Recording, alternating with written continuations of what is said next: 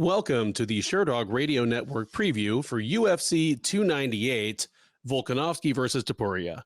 I'm your host, Ben Duffy of Sherdog.com. With me, as usual, is Keith Shillan, the executive producer of the Sherdog Radio Network. Keith, how you doing today? Doing good, man. How you doing? I'm doing really well. I appreciate you taking some time out of your Super Bowl Sunday to chat with me about these here fights. Dude, how was that game, man? That thing was crazy, huh?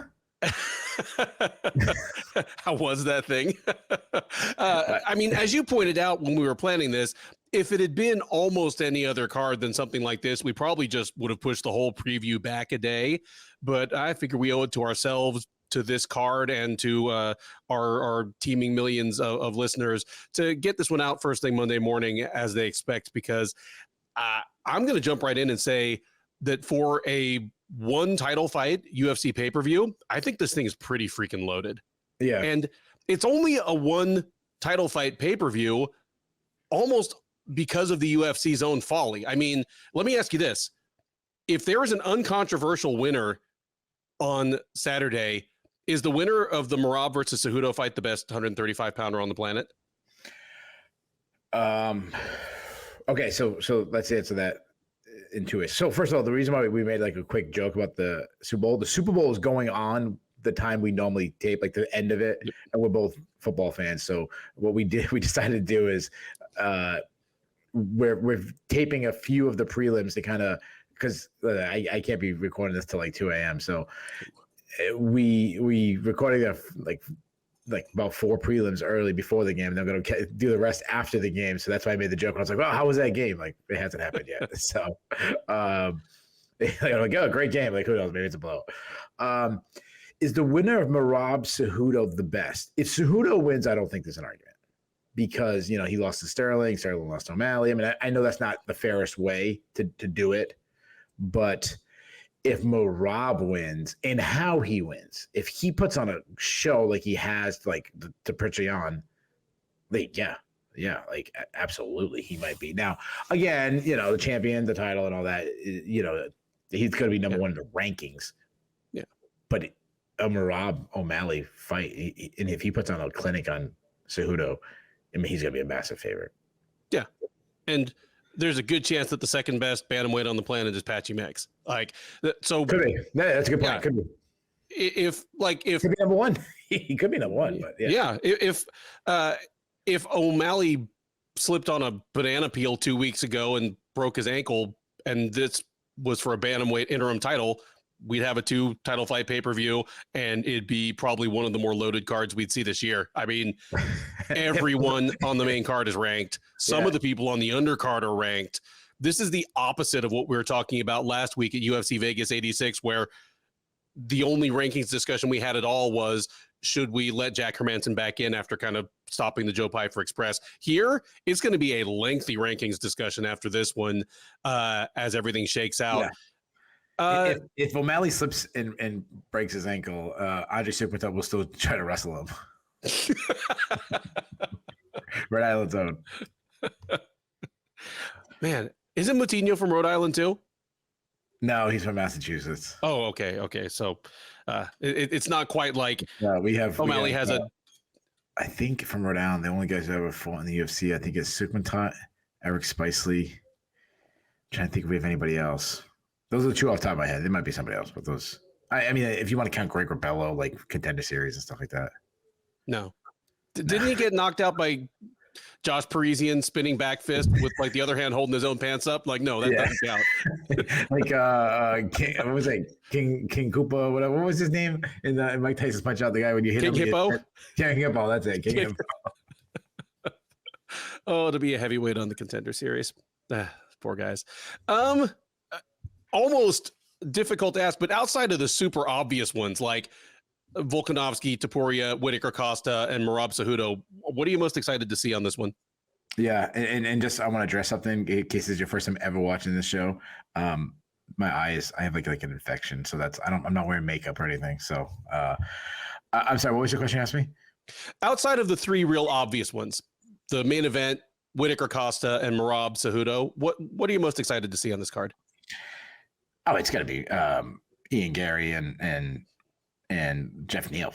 I mean, that's a fantastic fight. I mean, Yeah. I think I would put that in the top 3 over. I'd put that over Whitaker and Costa. I think the card as a whole is a really good card. I would give it a B. When I think about a pay-per-view, I want a dynamic main event. That's like number one. It has it. I mean, to me, Volkanovski Topuria is.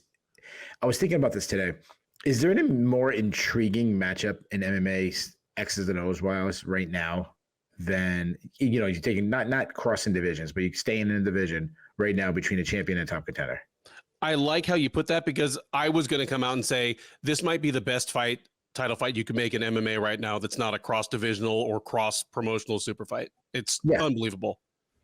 Just the fact that Alexander Volkanovski might be the best pound for pound fighter on the planet right now. Well, I mean, like, yeah. But again, the difference in size between the two. He took the fight on the days, what was it, 2 weeks notice? Like he's as talented as anybody that we could say. And considering that, he's a dead pick'em.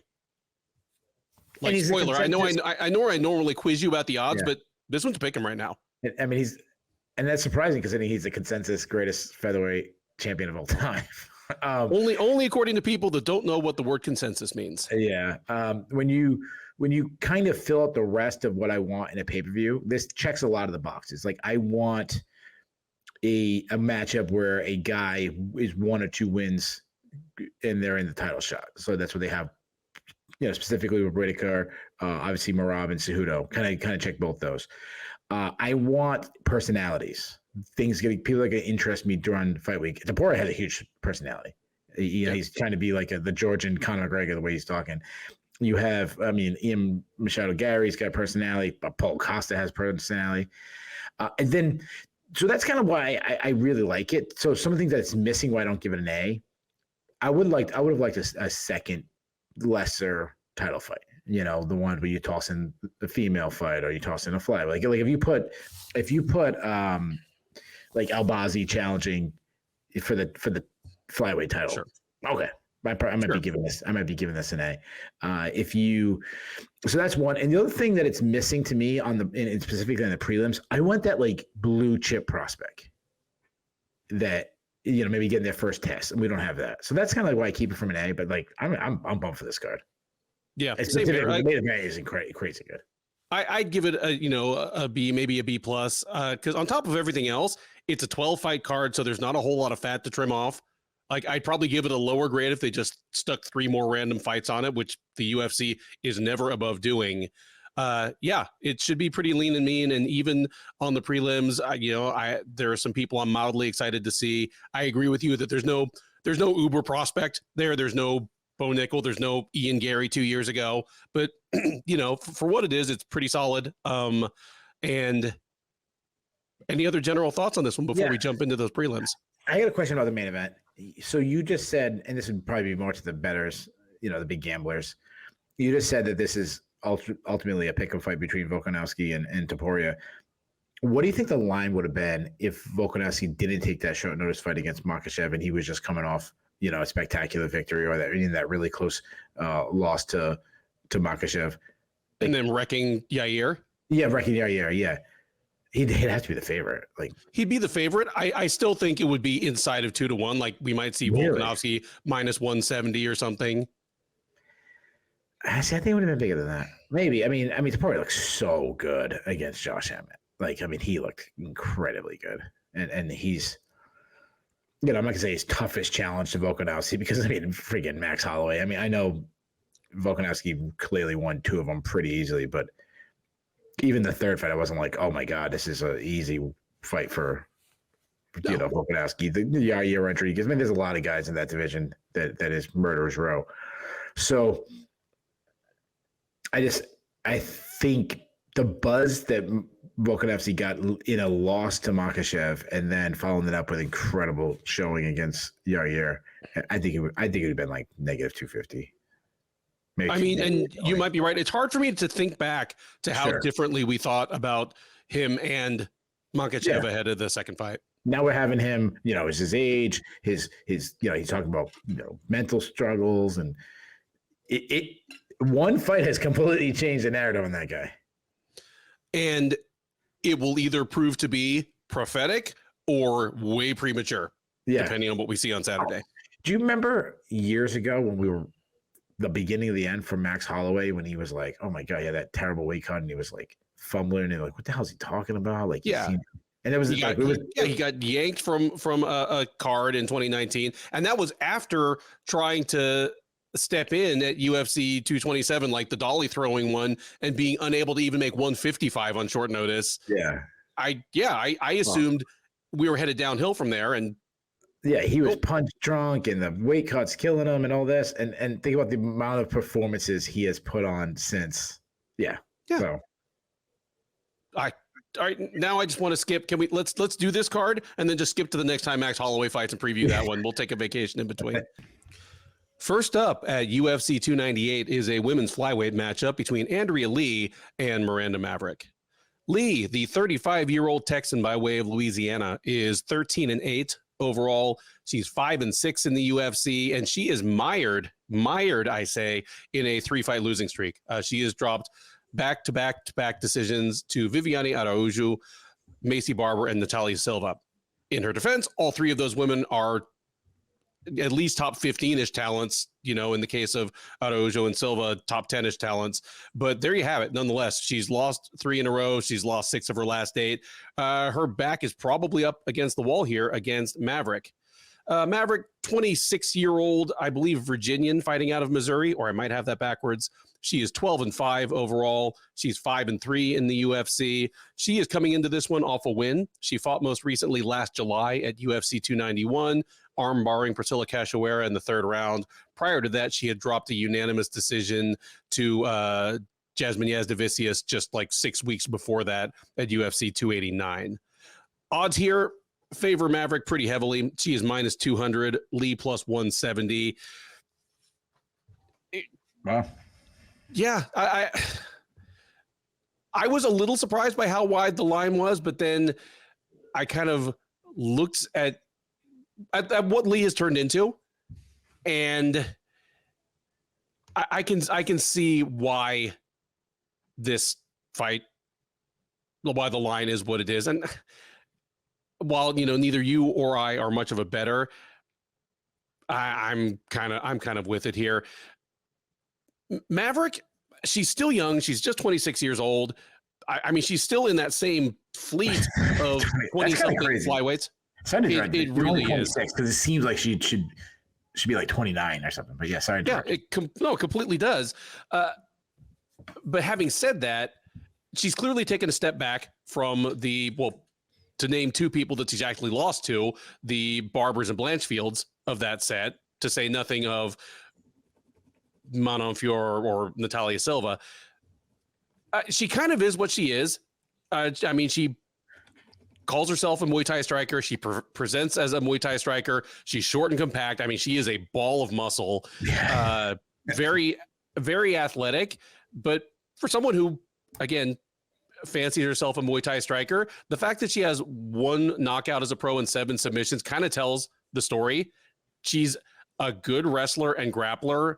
1, because she's just a very good athlete. 2, because she's worked at it. And I think the style she has to adopt, where she kind of hangs out at the outside of range and then tries to bounce into range, get her offense off, and get back out, also creates a lot of collisions where she's able to get takedowns from just kind of body locks, trips, other women trying to headlock throw her, just crap like that. And I think that's kind of built for success against Lee. Lee's going to be way taller with way better range. And Lee's another one with kind of a deceptive game.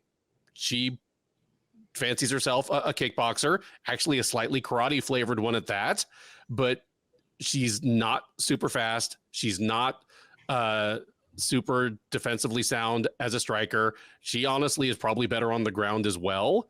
Agreed. But here, I just think Maverick's advantages in speed and strength are going to make it so that there's no real safe place for Lee to hang out. If Lee tries to have an outside kind of medium volume, low power kickboxing match, I think Maverick's going to be able to get in and kind of tag her with kicks and hit her with punches at will. I think this fight probably will go to the ground at some point, and I think Maverick will be able to exploit Lee pretty badly there. Wouldn't be surprised by a finish, especially late. On top of everything else, Lee is 35 and has been doing this at this level for quite a long time. She's got some tread off the tires, but considering some of the fighters that are frankly better than Maverick that haven't been able to finish her, I'm calling this one probably a decision. Maverick to win at least 2 rounds out of 3, actually probably all 3. And we get a surprising amount of groundwork where Maverick just takes Lee down because it's right there for her to do and does enough work to keep top position, win rounds, chip away with offense from the top. Every time we preview Andrea Lee, I always think about when I don't know, we were having a conversation about Texas, and you just said like, even though she's not from Texas, you just said like, oh yeah, this entire city. And we're talking about Fort Worth. Well, no, she's born in Texas, lives in Louisiana. So okay, that's what it is. Yeah. Okay, I'm sorry. Like, we claim her when she's not dating idiots. So, yeah, like this is just Fort Worth is just a whole town of Andrea Lees. And then I visited my uncle a couple of years ago. I went to Fort Worth, went to the rodeo, and it was the entire arena of Andrea Lees. You went to like the Tarrant County Rodeo or whichever one you went to. Yeah, Andrea Lee is the state flower of Texas, basically. Yeah, I don't know if there's many. There was where the stockyards are. It was really touristy spot. Yeah, and I just remember saying the same thing, like to my uncle, like, man, I wish if I came here when I was 20, I wouldn't have left. I would have like stayed at the rodeo. I'd be like freaking scooping like bullshit right now. I was like, man, God, I know what they say. God loves Texas. This fight, I mean, Andrea Lee, yeah, I feel like there's certain fighters that we just know what they are at this point. Nothing changes in their game. She's kind of one. She's a volume striker on the feet. She likes to work from distance, throw straight punches down the pipe. She wants to keep her distance because she hates pressure. I mean, I can always go back to like the Macy Barber fight where Macy Barber just kept swarming over pressure. Not much power. She's a bit of a point fighter. I always point that like one outlier where she dropped Viviana Rojo, but generally that's not her game. Her best punch is a jab, where probably the best example of that was the Cynthia Calvillo fight where she was jabbing her up. But striking, she's really a big kick game. Like that's what she wants: teep kicks, body kicks. And you mentioned it. She's a good offensive wrestler. I mean, she's got takedowns in 7 of her 11 UFC fights. Pretty good at scrambling. The problem is, and I know I say this a lot, she's someone who's learned takedowns but has not learned takedown defense. She is a very weak defensive wrestler. She's been taken out 22 times so far in the UFC. She needs to improve her top control when she's on top, and if she's on bottle, she really struggles to get back to her feet, especially if someone is a decent grappler. Miranda Maverick, I really have no clue about her. I mean, when she first arrived, she was so young and so promising coming in like Invicta and stuff. She was in that category we were talking about, the kind of what we do with the welterweights. We were doing it with women's MMA with Blanchfield and Barber, like you mentioned. And I thought she was going to be one of the best to come in the UFC. Oh, I rated her above Barber right up until Barber beat her. In fairness to the Barber fight, a lot of people thought she won. Mm-hmm. But I mean, she got smoked by Blanchfield. She got smoked by Jasmine Jasovicius.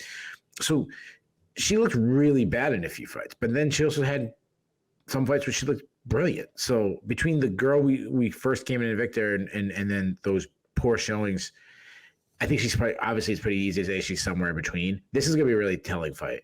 What she does, she's a southpaw, very karate style kickboxing game. She's a good athlete. She moves well, sticks and moves. The one thing she tries to land, I mean, she tries to land a counter and she does pretty well. She's got pretty good volume. She attacks with combos, but she can load up a little bit too much. She kind of slows down her speed and she can be a little predictable. Defensively, she keeps her chin a little too high in the air. Because of that karate bladed stance, she loves that Holly Holm sidekick, which I think is always a really good tool. So to me, I think it's one of the most underrated striking. I don't know what those tools. What's this word? Not tool. I don't know. I don't know what I'm trying to say. After last week, we now call that the March in Pracneo. Yeah, the March in Pracneo. She will throw some naked leg kicks when you counter that. She's very. You mentioned it. She's very sharp. Like. She's racking up the visits on Planet Fitness. I mean, she's got to have like the platinum membership shit or something. I mean, she's ripped. She gets inside the clinch. She likes to grind in there. I go back to like the Luana Joshua where she just like elbowed her face off. She will wrestle and she's pretty good offensively. She has some good entries, good top game. She looks for like the Dagestani handcuff. If she's on top, she kind of stresses position over damage and submission. The one issue with her entries is she's kind of a blast right through you, and she doesn't really chain them together. She doesn't, you're not that good at cutting the corner or misdirections or something like that. She beat a good grappler in Jillian Robinson, so that's what kind of was like, oh, yeah, that's a pretty good win. But then, Erin Blanchfield is another level, especially on the ground. And Jasmine Justovic, who I think is very underrated, really beat her up on the ground. Justovic is specifically exposed to her takedown defense. When it comes to wrestling, Lee and Maverick are very similar in that sense, where they're good offensive wrestlers, weak defensive wrestlers. She does have 7 submission wins in her career, so I like that. She got a sub in her last fight. Though she will chase a position, lose a position to chase a submission. And I mentioned she struggles back up. She gassed out a little bit against Macy Barber in their fight, but I think that was a little bit of an outlier because she showed solid cardio overall. I'm on the fence with Maverick, and I really feel like this fight will tell us exactly who she is. If she loses to Lee, she isn't that good. If she beats Lee, I'd say she's pretty good. Lee's on a 3-fight losing streak, but she lost to 3 good fighters. Yeah. So Lee's kicks and her offensive wrestling could be a problem, but I'm still going to go with the 26-year-old, the one who's at the age where they can make a big jump improvement. I say she lands the harder shots. I say, I think she might get a takedown on her to herself. Give me Maverick by decision. Next up on the UFC 298 undercard is a welterweight matchup between the debuting Oban Elliott and Valentine Woodburn. Elliott, the 26-year-old Welshman, is 9-2 overall. This will be his UFC debut. As I mentioned, he fought on the Contender Series back in August, taking a majority decision win over Kike Brito. Prior to that, he'd been a standout, though not quite yet a title contender in Cage Warriors, where he'd been on, I think, a 4 or 5 fight winning streak. So he carries a 5-fight overall winning streak into the octagon against Woodburn, who will have his second chance at a first octagon win himself. 30-year-old Floridian is 7-1 overall. That's the good news. The bad news is that the one loss came in his UFC debut. He had the unenviable task. He got the call up on short notice last July to fight at UFC 290 against Bo Nickal.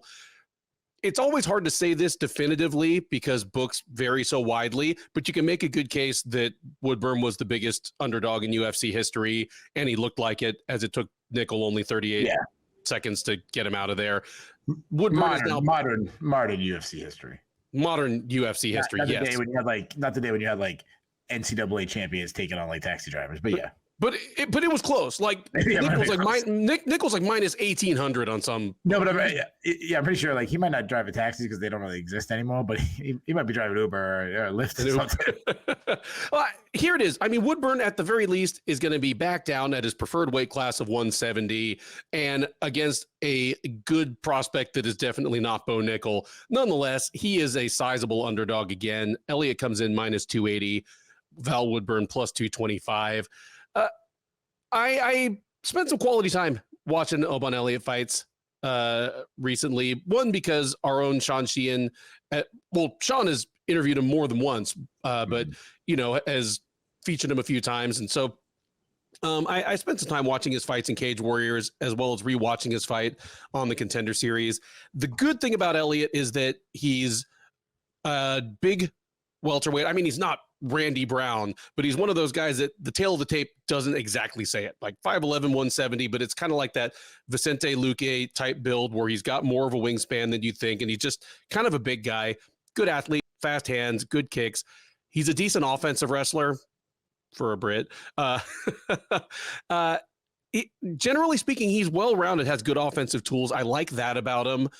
What I don't like about him is his defensive lapses. He's 9-2, so he's had a couple losses already, and both of his losses in Cage Warriors were by knockout. And one of them was to Michal Figlak, who is in the UFC as well. He's not a bad fighter at all, but both Figlak and then on the Contender Series, Kike Brito, both just crushed him with right hands because he has a terrible habit of just keeping his head on the center line and dropping that hand. So, there's a little in Elliott that kind of reminds me of, well, a guy that sadly for me, we were just talking about last week in Trevin Giles, where he's a good offensive fighter. He's a good athlete. He's a super tough guy, but his ceiling might be defined by his defensive liabilities. That's what I see in Elliott. And considering that Woodburn's best weapon is just a big old overhand right, there's a possibility that, a minute into this fight, the whole apple cart is upset, but I don't see it. Woodburn, even at 170, he is a short, squat, compact guy. I mean, he is built very much like Joaquin Buckley, but he is not Joaquin Buckley from an actual athleticism standpoint, nor from a standpoint of striking diversity. I mean, the terrifying thing about Joaquin Buckley is that he can kill you from 6 inches away or 3 feet away before you can do anything. Just he's, so fast, so creative, so powerful. That isn't Woodburn. Like, even on the regional scene, Woodburn has just been a guy who kind of wades in, and in his, to his credit, he's the shorter guy with the shorter reach, and he looks for reasonable chances to close distance. Like, he's good at catching kicks from guys trying to keep him at bay and coming in behind that and swinging. But for a guy that is just built like a tank, he doesn't have as much power as you think. Like, he has good power, but not Joaquin Buckley power. He's not as good a wrestler as you think. Like, he tries for takedowns, but he's not great at finishing them, even though he's powerful and has a low center of gravity. I don't think Woodburn is long for the UFC. He's a guy that had been scheduled to appear on the Contender Series last season until he got the call up to fight Nickal. I don't know if he would have gotten past whoever they matched him up with.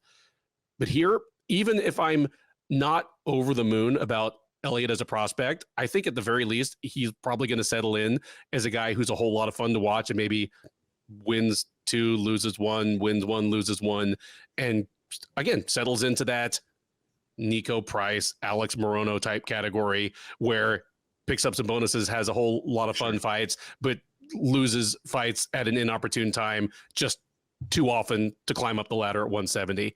Here, give me Elliott by, I'm going to say he gets it done by second round TKO. I think he's going to be able to handle Woodburn in the first round. I think he can probably take Woodburn down if he wants, and he's good at kind of mixing in takedowns.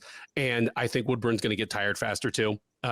Elliott is super tough and has shown good cardio, ability to keep a good pace. Give me Elliott to wear down Woodburn, pile up damage, get a second round TKO. Yeah, this is this fight. I always like you got to find creative ways to say Bo Nickal. This is obviously the easiest one. This card, as Woodburn was the sacrifice or the lamb to Bo Nickal. I've watched like 3 Val Woodburn fights to kind of get notes on him, and I think I would go like 8 minutes of fight time without like writing a note because I mean, obviously he's a short, stocky guy. Even at welterweight, he's going to be short and stocky. Mm-hmm.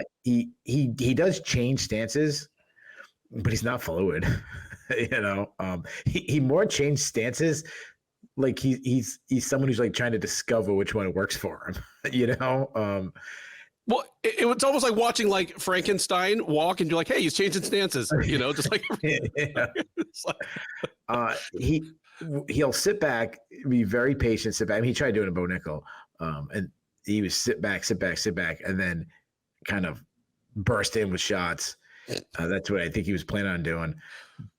But he just kind of like wait, and then he just flurries and he throws big winging shots, very wild, loads up on everything. Now, if he connects, he has power. Definitely does. But the guys he was knocking out were, I mean, terrible fighters. Like, not good. It was in Combat Night, which is probably Florida's like 3rd best promotion. Yeah, it's low level in Orlando. Yeah. Like that. There might be better like fights if you stand in the wrong spot during the parade route in Disney. Oh yeah, I mean the best promotion in South Florida is like saying something bad about Jorge Masvidal's family and going to a restaurant. Like, there you go. That's the best fight you see. Yeah. Yeah. I mean, obviously he does have. I mean, just look at the guy. The guy's, obviously I would want to get hit by him. So it's, he likes to battle in the clinch and just kind of grind. He will go for a takedown, but he's not a wrestler. He kind of just reaches down and make it like a lazy man single. He gets a bum. Doesn't have a single submission on his entire professional record. And then, you know, was Bo just way better than him? I think yes, but you know, you take a fight on short notice, you get a little bit. Obviously, you take a fight against a top prospect in the UFC on days' notice. We didn't even get to preview the fight. We were previewing Bo versus Tresean Gore, so taking it extremely short, you get a little bit of a pass.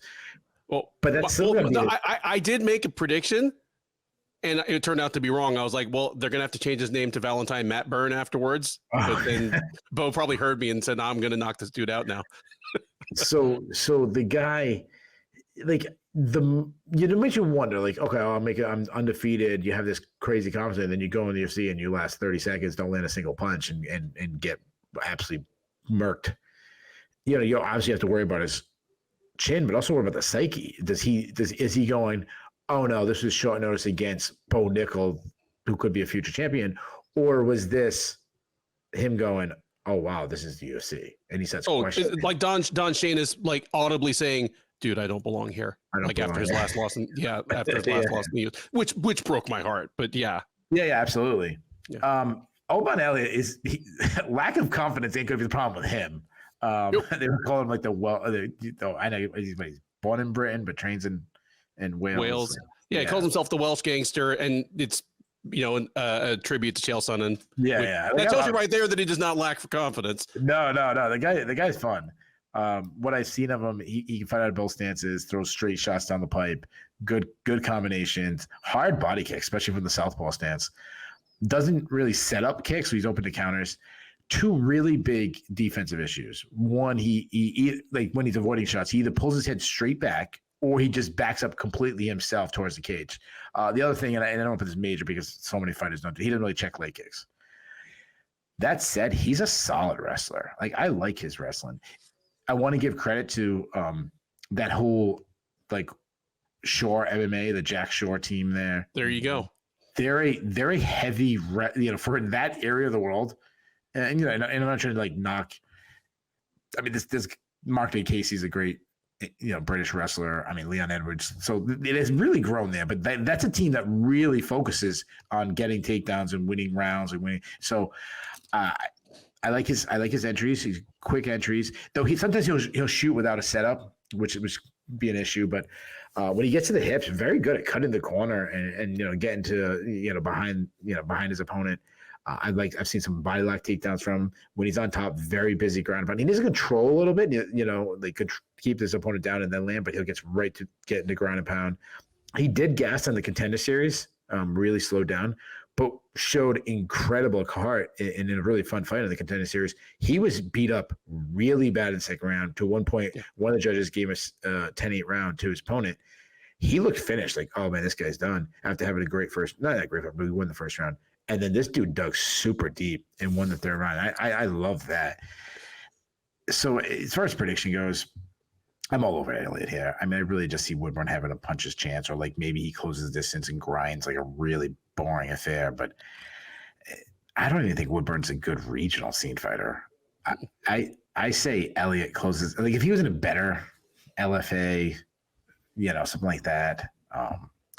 I don't think he'd be like a champion. I see Elliott. I agree with you when you said the wrestling. I think he closes distance. I think he gets some takedowns. I think Woodburn might work back to his feet a couple times due to just being so physically strong, but I think that'll slowly wear on him. I think he's constantly getting taken down. I think it gets too much. I think as Woodburn slows down, that might even give Elliott more chance to open up his hands and land some combos and stuff. I say Woodburn gasses out and Elliott's all over him. I had second round ground and pound too. Second round TKO by ground and pound. So we'll be in agreement on that. All right. You know what? Them bringing in Woodburn to fight Bo Nickal reminds me of. This is a little bit of an old school reference, but I see this one.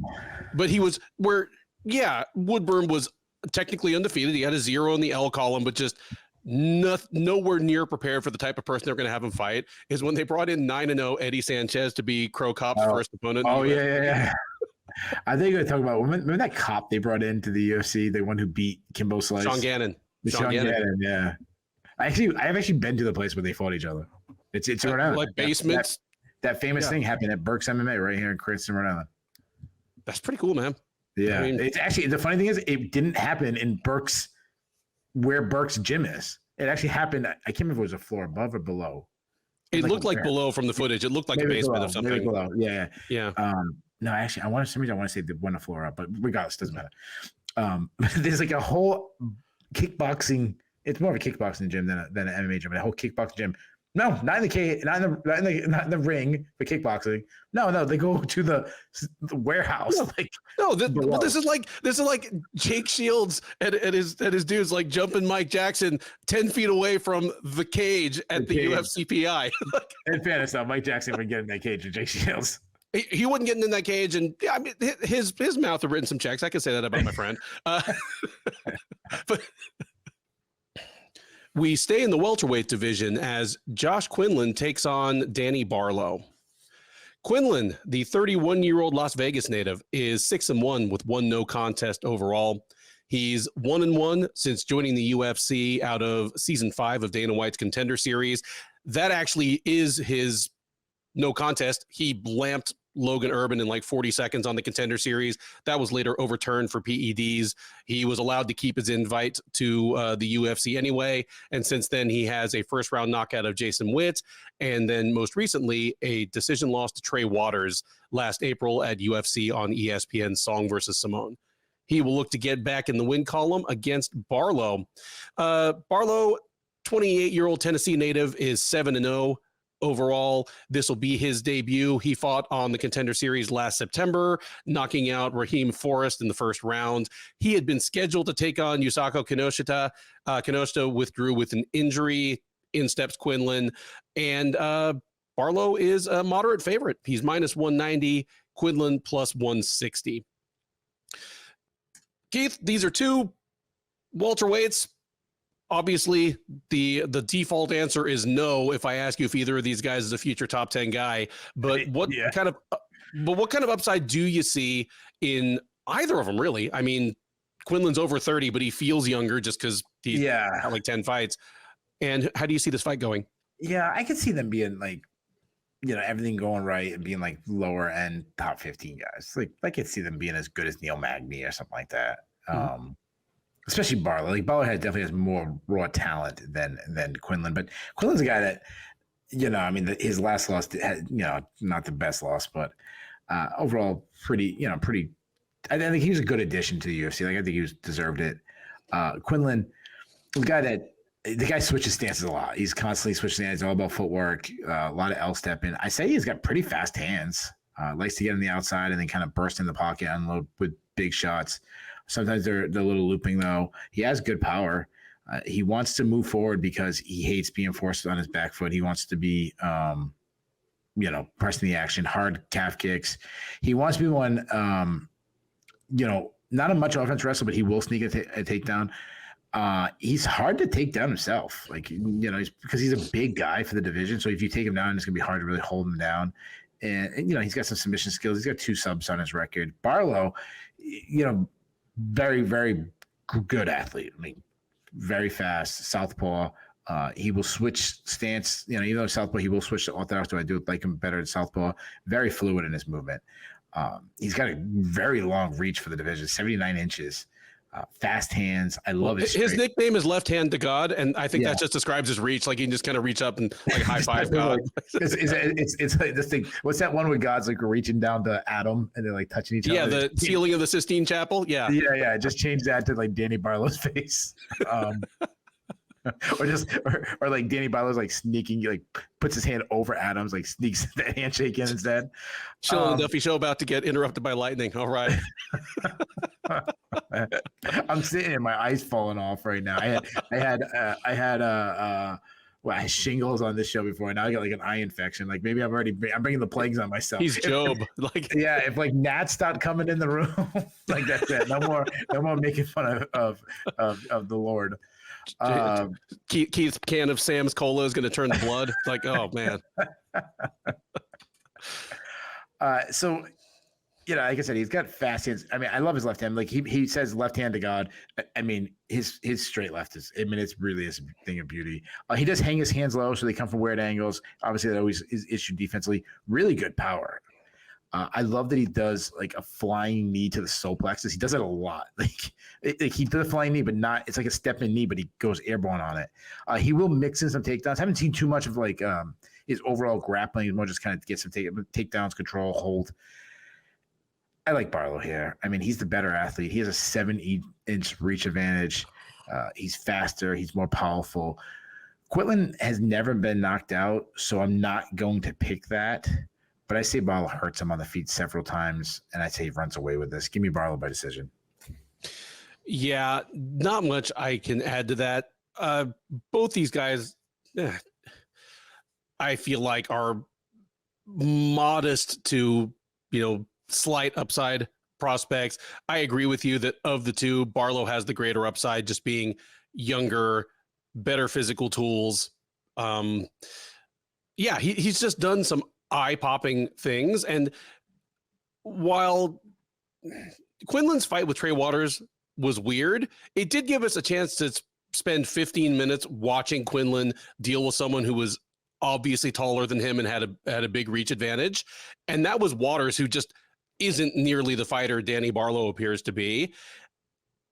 I know we haven't seen Quinlan get knocked out before, but I wouldn't be surprised if it happens here. I could see this being a breakout performance for Danny Barlow. Like right now, he's cruising pretty quietly under the radar.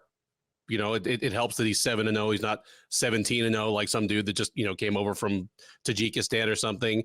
But give me Barlow in a bit of a rout where, probably wins all 3 rounds, or at least wins the last 2 going away. And Quinlan is pretty marked up by the end of it. Give me Barlow in a breakout performance here. We head now to the 205-pound division for a matchup between Minyang Zhang and Brendson Ribeiro. Zhang, the 25-year-old from China, is 16-6 overall. He is 1-0 in the UFC and on a 9-fight win streak overall. Most of his recent action has taken place in Wulin Feng, which is, for what it's worth, one of China's better regional promotions. He made his UFC debut at the Road to UFC Singapore card back in June of 2022. He wasn't part of the actual tournament, obviously. That was for the lighter weight classes, but he had a showcase, knocked out George Tokos in the first round. He's been on the shelf ever since for a variety of reasons. He was supposed to fight Tyson Pedro almost exactly a year ago. He withdrew, and then he and Ribeiro were actually supposed to fight in December. But when they moved the card from China to the US, he had visa issues. And anyway, he's been on the shelf for over a year for a variety of reasons. He finally is going to get his second UFC fight here against Ribeiro. 27-year-old Brazilian is 15-5 with 1 no contest overall. He fought on the Contender Series in September, knocking out Bruno Lopez in the first round. He's on a 3-fight win streak overall in a bunch of kind of second-tier Brazilian promotions, including Shooto Brazil, Cyborg Nation, and so forth. Odds here are pretty close. Zhang is a slight to moderate favorite. He's -140. Ribeiro +115. I feel it's more fair to ask this in the 205-pound division. Is either of these guys a top 10 fighter 2 years from now? Could be. I mean, Paul Craig was a top 10 fighter, so it could be. If one of them is... Sorry, good. Well, I was just going to say, if one of them is, which is it, regardless of who you think wins tonight?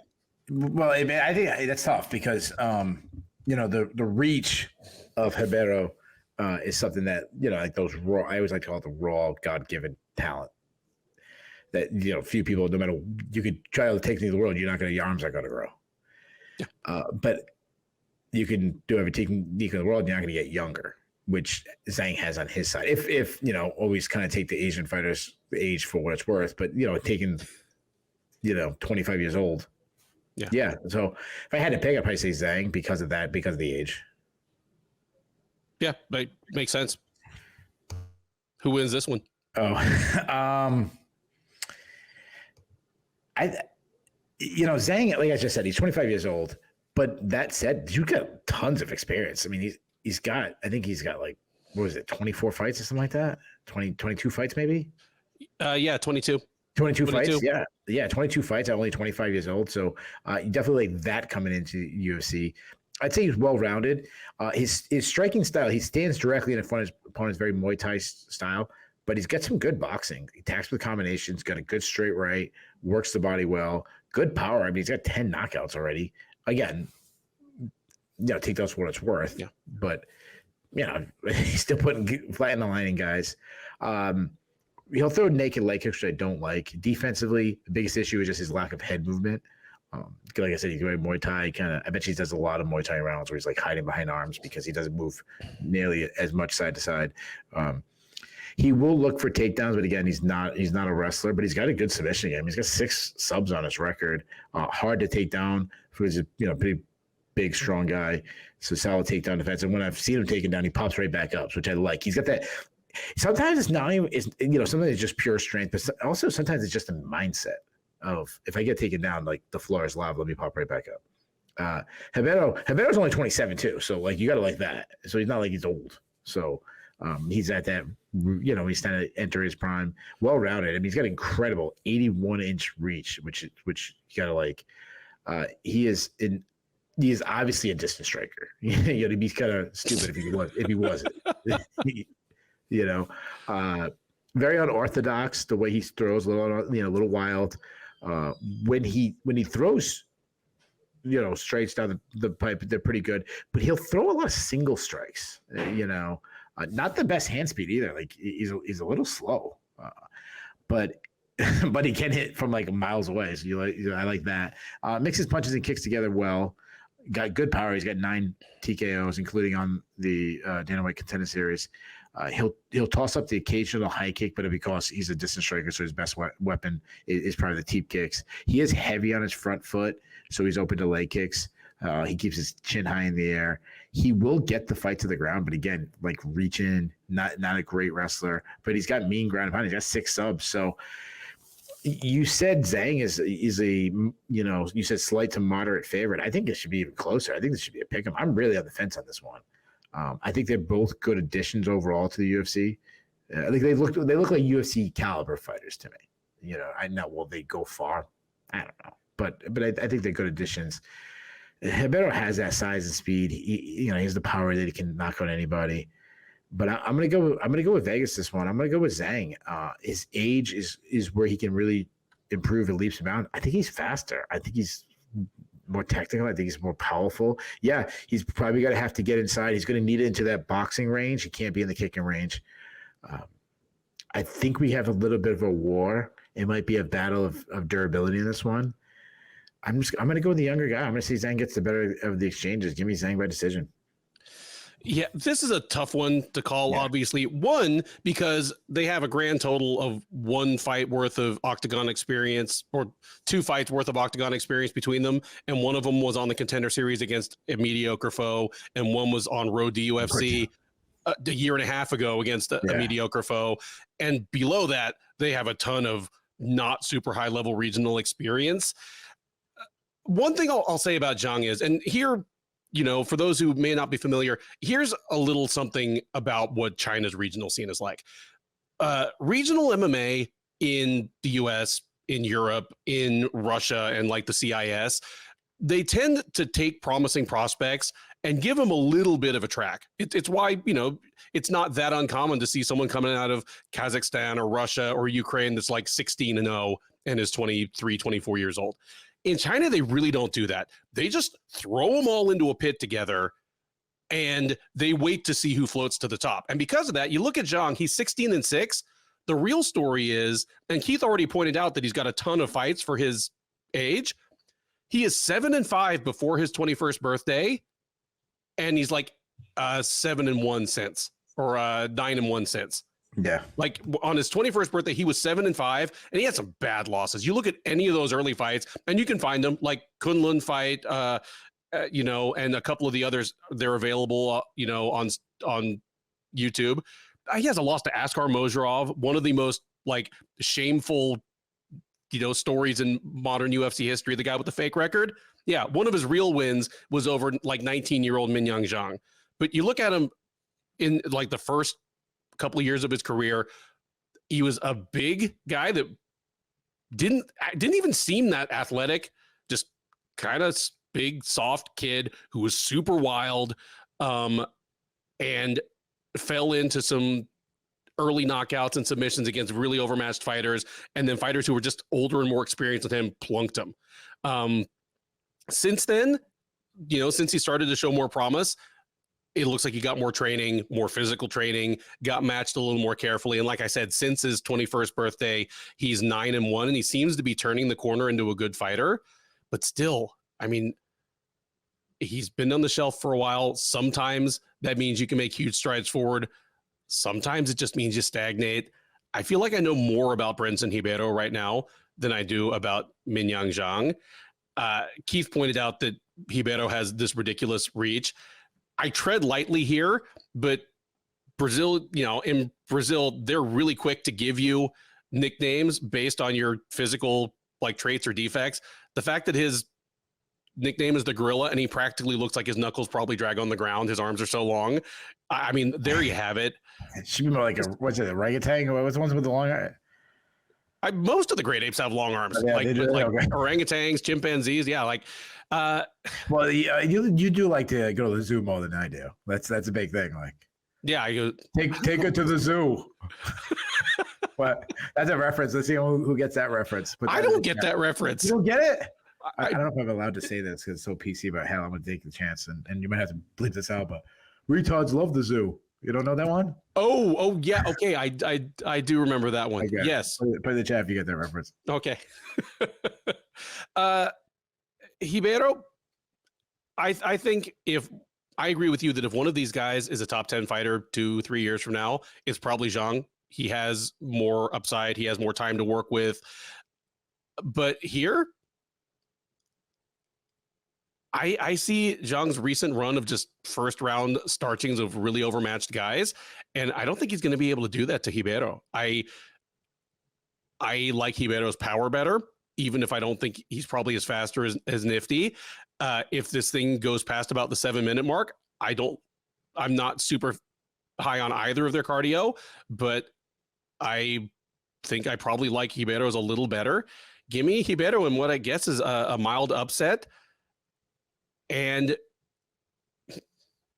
if he wins, I think he's probably going to finish this thing. So give me Ribeiro to finish beat up and exhausted Zhang in the third round. Give me Ribeiro by third round TKO. It's probably going to be a wild fight up until then. I could see both guys being in danger of being finished early on, but just give me Ribeiro to be a little fresher, a little more in practice, a little more durable when it counts. Next up, the bantamweights take the cage as Rinya Nakamura attempts to keep his record undefeated against Carlos Vera. Nakamura, the 28-year-old from Japan, is a perfect 8-0 as a professional. He is a perfect 4-0 as a UFC fighter, including his 2 appearances on the Road to UFC tournament. Fought most recently in August, taking a dominant unanimous decision over Fernie Garcia. He had been scheduled to fight Brady Hiestand. Hiestand had to withdraw. In comes Carlos Vera. Vera, 36-year-old Louisiana native, Ecuadorian born, is 11-3 overall. This will be his UFC debut. It's been somewhat delayed. He went on a 4-fight winning streak in Fury FC down here in Texas up through like September of 2022, got an invitation to appear on the 31st season of The Ultimate Fighter. He was eliminated there, but nonetheless had been scheduled to make his debut in the UFC against Daniel Marcos back in December. He had to withdraw from that one. So here he comes in on short notice to take on Nakamura. So the good news is he is in the big octagon. The bad news is he is one of the biggest underdogs you'll see all year in the UFC, as Nakamura at best right now is -800, Vera plus 525. And there are some books where Nakamura is creeping up on -1,000. And there's a reason why. Nakamura is one hell of a prospect. It's cool that he's just 28 years old. He is a decorated wrestler. He's a U23 world champ. Which, I mean, it's not a one-to-one mapping, but that's a pretty good preview that this guy might have done well in the Olympics if he'd stayed on that track. Yeah, absolutely. Yeah, I decided- said, sorry to interrupt you. I said earlier, I don't know why I said this. I was saying there's not a blue chipper in the prelims. I forgot about Nakamura being on the prelim. So yeah, so he's a blue chipper. But, Yeah. sorry. And he is one of those wrestlers that, we're going on 30 years plus of there's a certain breed of wrestler that realizes, oh man, I punch really hard too. And Nakamura just, tons of power, great athlete. He is physically the kind of wrestler that, I mean, any kind of wrestler who's good enough can do well in MMA, but he's not one of the short, compact ball of muscle ones by bantamweight standards. He's, at least medium tall. He's got a little bit of wingspan on him, and that certainly helps him. Vera's a huge underdog here, but I don't know that Eastham would have done much better because Eastham's best traits are his ground game, which was going to be rough sledding against Nakamura. At least Vera is a good striker with, a little bit of power. Vera, 36, especially at bantamweight, you hate to see a guy debuting in the UFC at 36. I mean, that's not even ideal at heavyweight, but at 135, that's a rough look. Even at 36, he's still a pretty athletic guy. Quick hands. By day, he is one of the striking coaches at Ryan Hall's gym up in Virginia, 50-50 BJJ. Yeah, just a good boxer with good kicks, definitely capable of taking care of himself on the ground. But here, I just expect him to be completely overwhelmed by Nakamura. I hate to use the term fighter A by whatever he wants because it sounds so dismissive of the other fighters' avenues to victory. But if Nakamura wants to take Vera down, I think he's going to be able to do it really quickly. He's a fantastic double. He's got a fantastic single. Obviously, as a world champ, chain wrestling is outstanding. Vera could defend the first 3 takedown attempts in the chain perfectly and still end up on his back 10 seconds later. So if Nakamura wants to take Vera down, I think he's going to be able to do it with ease, and Vera's not going to make much hay trying to do Ryan Hall stuff from his back. Or if Nakamura wants to test his luck on the feet, Vera is a sound, crisp striker, but Nakamura is going to be way faster with much better power. And I could see Nakamura just clocking Vera on the feet as well. This has... this has build the prospect kind of written all over it. And given that Nakamura has not really been given to wasting much time in the octagon, I'm going to say he gets to work right away and he finds a TKO in the first round. Probably hurts Vera on the feet, plows him to the canvas for an easy takedown, pounds him out from there. Nakamura by first round TKO for me. This is a really this is a really lopsided fight when it comes, when you betting lines. I apologize again for saying, that there isn't a blue chipper on this. Nakamura, the guy is exciting as they come. He's southpaw, who's a really, fantastic athlete. You see all this flying stuff, spinning stuff. His hands are fast. He really steps into his shots and has incredible power. Very like Dan Henderson with that. Because of that, he sits on his punches, so he's open to calf kicks. I never like the way he reacts to getting hit. He kind of overreacts when he starts throwing wildly. The one reason why I wouldn't besides you should never bet on a 10-1 favorite because it's not worth it. But also because of how wild is he obviously could get caught. He tends to kind of fall in love with his hands a little bit, despite having this incredible wrestling background. Kind of reminds me of Aaron Pico in that sense, where Aaron Pico was, got into wars and slugged it out with guys when he probably should just go out and wrestle. So I get it. I get why it happens. I remember when I was training MMA, and I'm not trying to compare myself to Nakamura, not in wrestling or MMA. So, but I enjoyed sparring boxing than the wrestling days. I wrestled so much, and when I went into the my team, I wasn't in a freaking American Top Team wrestling with world class guys. I was by far the best wrestler. It was silly. I could take guys down anytime I wanted. So it wasn't fun. But when I started hitting guys and getting that feeling, and I mean, we were stupid. We had a very like, what's that team I'm thinking of? Very shoebox style, where we just like we would go for knockout every time, like, and knock the guy through the ropes, and you're like, man, this is fun. Tuesday night at Militich was yeah, the old Lions Den style. Yeah. So I get it. Like shooting a double that you've done 10,000 times, shooting a misdirection on a single, like he's done it a million times. It's not fun. Like I get like the new toy. I just always remember that I think it was brilliant advice that DC gave Bo Nickal when he said, like, stay in the room, keep wrestling. Don't forget about that thing why you're a blue chipper, you know? So that's kind of what I'd say about Nakamura too. Now his wrestling, I mean, it's off the charts. His entries are crazy fast. His hip control is really good. His scramble ability is unmatched. If he gets on top, he can keep you down the entire time. The one thing, he's not a submission threat, but I mean, any top level wrestler is at least got to have a head and arm choke. Like that's a good possibility. Key locks. I mean, you don't see him a lot, but like there's something that wrestlers early on in MMA was very good at because of side control, teeing off, all the stuff that wrestlers do so much. Carlos Vieira, my notes gonna be very similar to when we were previewing before because he never got to make his UFC debut. It's hard to get excited about a 36-year-old making his UFC debut. Southpaw moves well, likes to stick and move. Very open, wide stance, Taekwondo style. A lot of spins. His kicks are hard. I give him that. He also loves that Holly Holm push kick. He will look for a takedown, but not a strong round. So I will say this: like it's unlikely that he takes down Nakamura because of obviously the pedigrees.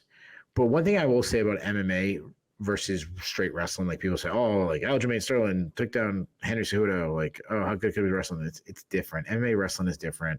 The setups are, you're not in a proper wrestling stance. Like, if you put Carlos Vieira in a straight wrestling match against Nakamura, he wouldn't score a point. He'd get pinned in 30 seconds. Maybe probably not even 30. Not even 30. Nakamura would tech fall Cejudo if they wrestled on Saturday. Oh, now he would. Absolutely. Absolutely. Yeah. But I mean, just to reinforce your point, Vera's last 2 wins are by guillotine choke, which is something that you can't do in wrestling, but you can sure do to a wrestler in MMA.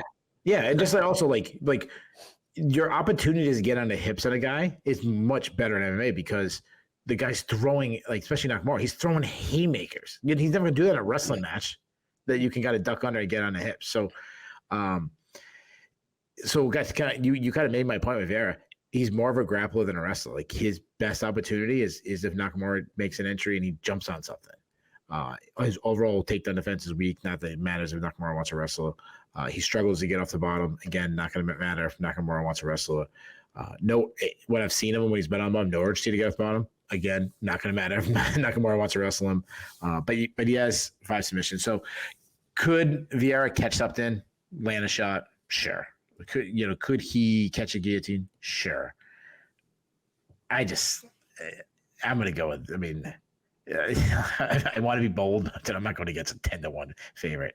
Nakamura is just a way better athlete, better skills, more power. He can get wild. He's going to make it crazy, but I'm with you, man. I think we seem like even our predictions are in a lot of agreement how we're going. I say he just lands something huge, has one of those big moments we're saying, gets one of these like 50K bonuses at the end.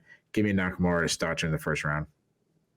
All right. So that's 2 picks for Nakamura to get it done in the first round. Let's take a little break. Go watch this football game. Small game. Small game. Go Taylor Swift. That's what we're all watching. We don't want to say it, but we are big Taylor Swift fans, both of us. I'll admit it. And we gotta say that to try to get our viewership up, and we can put Taylor Swift in the hashtag now. Courting controversy. All right, man. I'll talk to you in a couple. And we are back. 3 seconds later for you, 3 hours and change later for us. It's surprisingly entertaining Super Bowl. I don't even want to go down that path, or it's already late and we'll waste a whole hour talking about that. So let's instead just move right on to the next. Let me say this one thing. All right. Mahomes is absolutely incredible. Mm-hmm. That said, Like, get to half as many Super Bowl wins as Tom Brady does, and then you can talk about being GOAT. Okay, done. Got Are they a dynasty? Absolutely. Yeah. Patriots are two dynasties. Pretty much. Next up at UFC 298, the lone heavyweight fight on the card, unless Zhang or Ribeiro really screw things up on Friday, it is Marcos Rogerio de Lima versus Justin Tafa.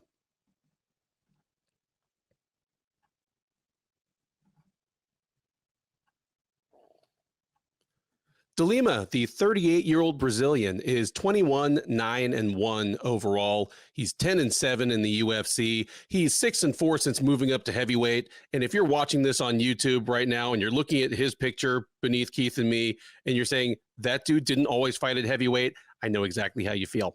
Anyway, he is coming into this off of a loss. He ran into Derek Lewis quite literally at UFC 291 last July. Unfortunately, it was his face running into Lewis's knee. That was all over in 33 seconds. So he's looking to get back in the win column here, and he's looking to do it at the expense of Tafa. Tafa, 38-year-old Australian of Samoan descent, I believe. He is 7-3 with 1 no contest overall. He's 4-3 with 1 no contest in the UFC. He is on a 4-fight unbeaten streak. He just comes into this fight off of back-to-back fights with Austin Lane. The first ended in like 30 seconds on an accidental eye poke, no contest. They met again at UFC 293 last September, where Tafa gave him all fist, no finger, and it still just took like a minute and 20 seconds. So having definitively proven that he is a better fighter than Austin Lane, Tafa can finally get back to business. He is not favored here, but the line is pretty close. De Lima minus 145, Tafa plus 120.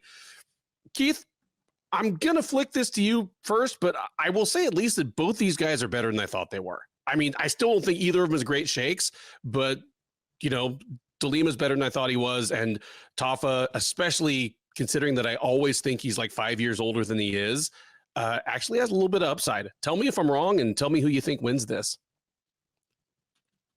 You're mute. Sorry, it depends on what you mean by upside. I mean, is he gonna be a contender one day? No. I mean, can he, be a long running heavyweight in the division? Yeah, I can see that.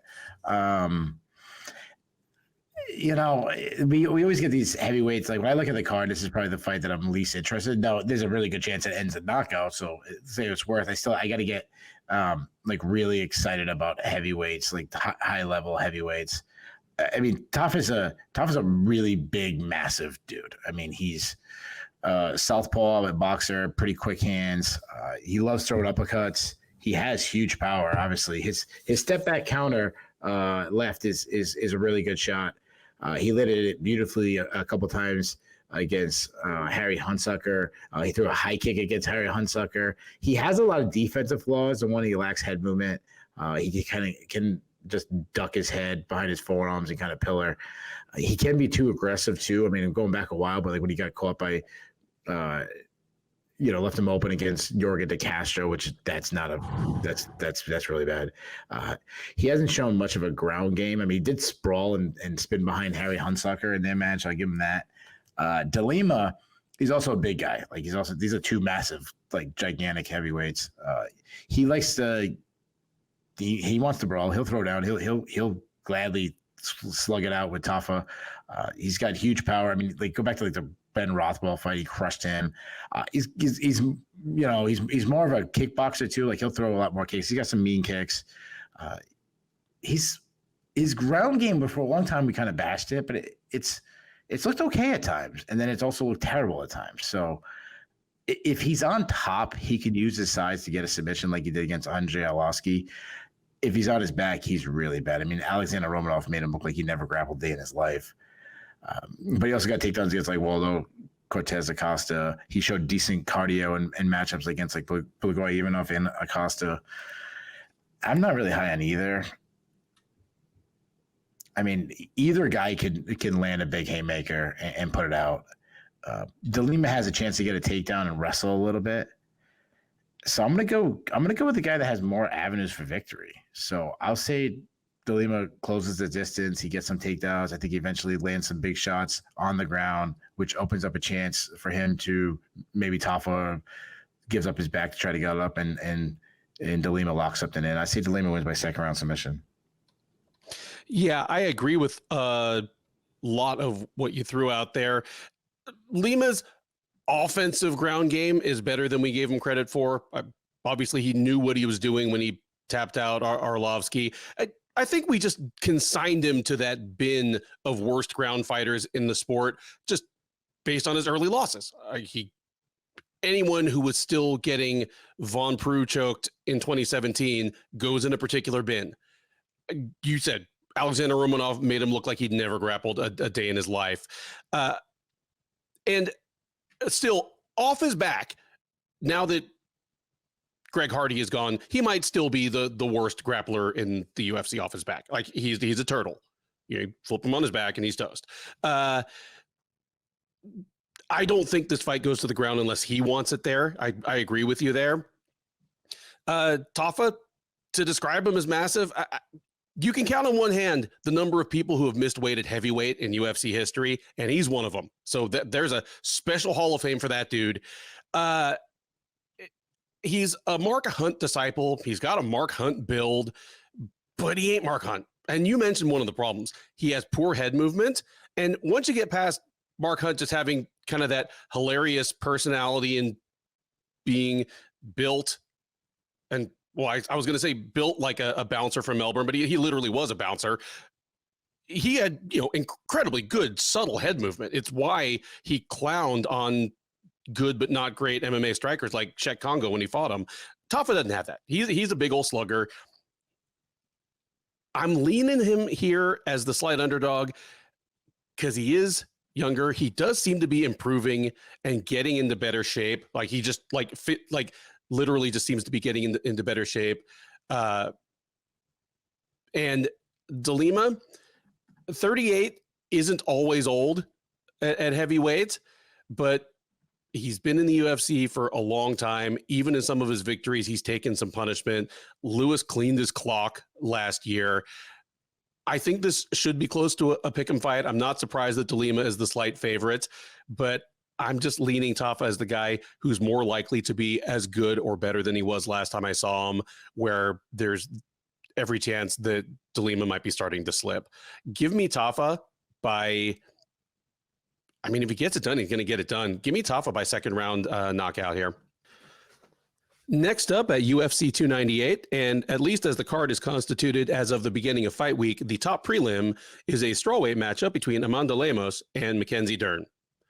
Lemos, the 36-year-old Brazilian, is 13-3-1 overall.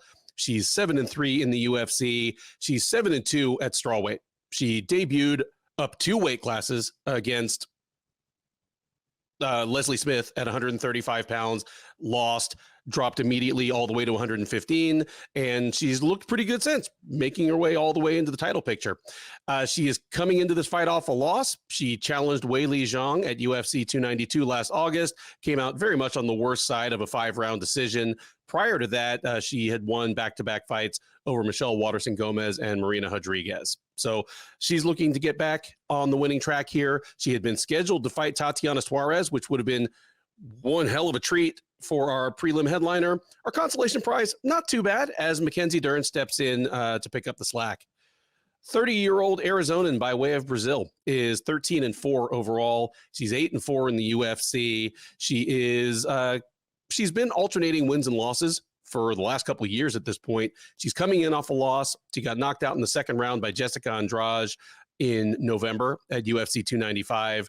Prior to that, she fought last May and got a pretty straightforward 5-round decision over Angela Hill in the headliner of UFC Fight Night 223. Odds here, close. If I may speak freely, closer than I expected. Lemos minus 130, Dern just barely in the plus money at plus 110. I was surprised at that line. I expected Lemos to be a bigger favorite. I don't know if it is because Lemos looked so ineffectual against Weili Zhang. I don't know if it's because she's 36 in a division where 36 is old. But Again, not a betting show. I'm not a betting man, but I feel pretty good about Lemos with those odds, because as great as she is, Mackenzie Dern is still an old school specialist of the kind that used to really prosper in MMA, really don't anymore. It's remarkable she's done as much as she has, but she is a world-class grappler, a former world champion grappler who's crossed over to MMA at this point, like a decade ago almost, and still is kind of a one-trick pony offensively. She is a sensational grappler, and that much has transferred over. In MMA, she's a great grappler. If it goes to the ground, her opponents are usually in a world of trouble. But she still has some ugly striking and still lacks reliable ways to get the fight to the ground on her terms. 8 or 9 years into her professional career, despite all the dazzling things she can do on the mat, she's still kind of reduced to bending at the waist and running right at her opponents to try to get him down. Either that or punch her way into the clinch and use her physical strength, which is definitely above average in this weight class, and try to get, trips, throws, and get the fight to the ground that way. If not, she's not above pulling guard. She's not at her best that way. Just no matter how good a grappler you are, that's not a viable way to win at the top level in modern MMA. But that's still what she is. And while her weight issues are a thing of the past now, it's not like she's become a better athlete in her 30s. So she's taking on someone in Lemos who, even though Lemos is significantly older, is probably going to be physically stronger, hits much harder, and is at least as good an athlete. I think if Dern tries to do K1 Dern and have a striking match with Lemos, she's going to get hit with superior power. And if she tries to crash the pocket, take Lemos down, she's going to kind of run into a wood chipper. I think Dern's going to just run into a lot of punches, elbows, intercepting knees from Lemos. I think this is a bad matchup for Dern. I would love to have seen Lemos versus Suarez. This is still a pretty cool fight, but I think the matchup very much favors Lemos. Dern remains extremely tough unless it's Jessica Andrade throwing the punches. She's still very, very hard to stop. So give me Lemos to probably win all 3 rounds and have Dern not looking all that hot at the end of it. Beat up Dern is my call. Yeah, this, replacing Suarez with Dern, is not a bad replacement, but this fight just got a lot easier for Lemos than it would have been. I mean, Lemos just got out wrestled by Weili Zhang so bad, and then you got an even better wrestler. Like, that would have been a nightmare for Lemos. Dern, on the other hand, I mean, we know how good she's on the ground, but I would say her striking, has improved. She's not a good striker, so don't get me wrong, but she's focused on a striking that it's still very poor, but isn't the worst in the division anymore. She's still slow. She has some pop, but good. Well, let me ask you this. Would it be inaccurate to call her a very deluxe version of Jillian Robertson? Jillian might be a better athlete. I mean, not like Dern's a better grappler overall. Yeah, Dern's a better grappler. Dern probably hits a little harder, but but they're roughly. I think it's I think it's fair. Yeah, and nobody is like jumping out there to proclaim Jillian Robertson the future of the division or try to find any way to get her into the title picture. Just and I don't think there's many people left doing that with Dern. I mean, defensively, she has so many issues. I mean, she keeps her chin really high in the air. I mean, she took tons of damage against Jessica Andrade. Now, if she can get the fight to the mat, I mean, she's an absolute wizard. I mean, we've gone over her credentials, but I mean, a 5-time world champion. She's got great control, incredible back takes. She's a submission threat anywhere, great flexibility, so she can kind of get submission in these weird positions. The issue is she is such a poor wrestler. She can't get the fight to the ground. Her entries aren't there. They're just not good. They don't really exist. She tries to grab a single and run the pipe, but not very good at it. pulling guard or like Imanari rolling, that's her best chance to get the fight ground. But she doesn't even do that anymore. She's a weak defensive wrestler, but to her credit, she doesn't care if she's going to take it down because she can hit a sweep or something. She can get a submission off her back. But again, if you can stop her takedown, she's in big trouble. Lemos is she's 36, so that's concerning, but she's still a good athlete. She's fast. She's explosive. She's a good boxer. Great jab. It's an up jab, but she kind of throws from her hips. She uses feints well to set up her counters, likes to get in the pocket and throw really tight hooks, has good power. I mean, she starts Marina Rodriguez, good kicking game, nice calf kicks. She can get in the clinch and battle in there. I mean, she smashed up Lavina Souza in the clinch with elbows and stuff. Some nasty elbows. She has a judo background, so she likes, if she's going for takedown, she doesn't mind like throws. I mean, she hit Marina Rodriguez with a foot sweep. Not much for entries. If she gets the fight to the ground, good control, mean ground and pound. The issue is her takedown defense. I mean, Weili Zhang turned into a takedown dummy, and she couldn't get up. She isn't she's in a huge submission. I mean, she did hit Michelle Waterson with a nice guillotine, but generally speaking, you pin her against a match, she's not going to get it, especially not against Mackenzie Dern. So, if Dern can take anybody down, Lemos is the one. That said, I'm with you, man. I think the line should be bigger for Lemos. I think this looks a lot like the Jessica Andrade fight where she's using footwork to avoid takedowns, and then she's landing hard strikes in like the transitions when Dern starts missing. I'm going to go say it goes identical with Dern. I say that she overwhelms her with strikes and eventually it's too much, and I say she puts her out in the second round. Give me Lemos for second round TKO. Man, side note, I remember picking Lavinia Souza over Lemos, and that might be my worst pick on any of our shows that didn't involve a Houston fighter. That's rough. I don't know why I'm reminding our listeners of it right now. I got some bad ones. I can think of one right now. I'm not even going to say. The 5-fight main card of UFC 298 begins with a middleweight clash between Anthony Hernandez and Roman Kopylov. Hernandez, the 30-year-old from Northern California, is 11-2 with one no contest overall. He is 5-2 since joining the UFC as a former LFA middleweight champ and a veteran of season 2 of Dana White's Contender Series. The one no contest on his record is him absolutely lamping Jordan Wright in like 40 seconds and then having it overturned for weed. I don't know what they wanted. The man is from Northern California. But at any rate, since then, he's 5-2 in the octagon, and he's on a 4-fight win streak. Those being his epic upset of Rodolfo Vieira 3 years ago, then Josh Fremd, Marc-Andre Barrio, and Edmund Shabazian. Most recent of those, the Shabazian fight was last May, so he comes into this fight off about a 9-month layoff. He'll look to make it 5 in a row against Kopylov, who's also looking for his 5th win in a row.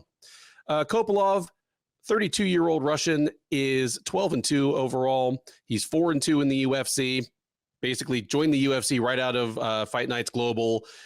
Lost his first 2, including a submission loss to Carl Roberson. He looked like a bust.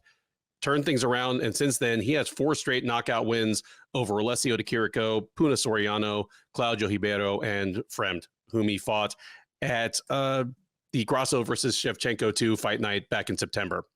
So 2 gentlemen looking to make it 5 in a row. That makes you a person of decided interest in the UFC middleweight division right now. Your favorite is minus 180. Your underdog is plus 150. Who are they, Keith? Kopylov's favorite. Your favorite is Anthony Hernandez, minus 180. Roman Kopylov, plus 150. I'm as surprised as you are. I mean, I think the line should be closer anyway, but if one guy was going to be almost a 2-1 favorite, I would have assumed it would be Kopylov, who has been lancing people. Like, you and I both love Hernandez. Like, you and I, like, Hernandez is one of our guys. I like both these guys. This is one of the fights where, okay, the winner is probably going to be ranked in the top 10 by the UFC, so I'm not mad at it, but I am bummed that one guy has to lose. Hernandez just seemed like he was going to be another middleweight champ that gets plucked out of LFA and then doesn't amount to much at the UFC level. We've had plenty. Marcus Perez, Ian Heinisch. I mean, there were like 5 in a row. And Kopylov looked like another undefeated bust out of Russia that I talk about all the time. I've been proven wrong on both counts, and I like what we get out of both of them.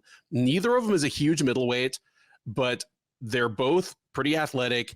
They both have good gas tanks, which, I mean, that's the trade-off you get when you're talking about gigantic middleweight sometimes.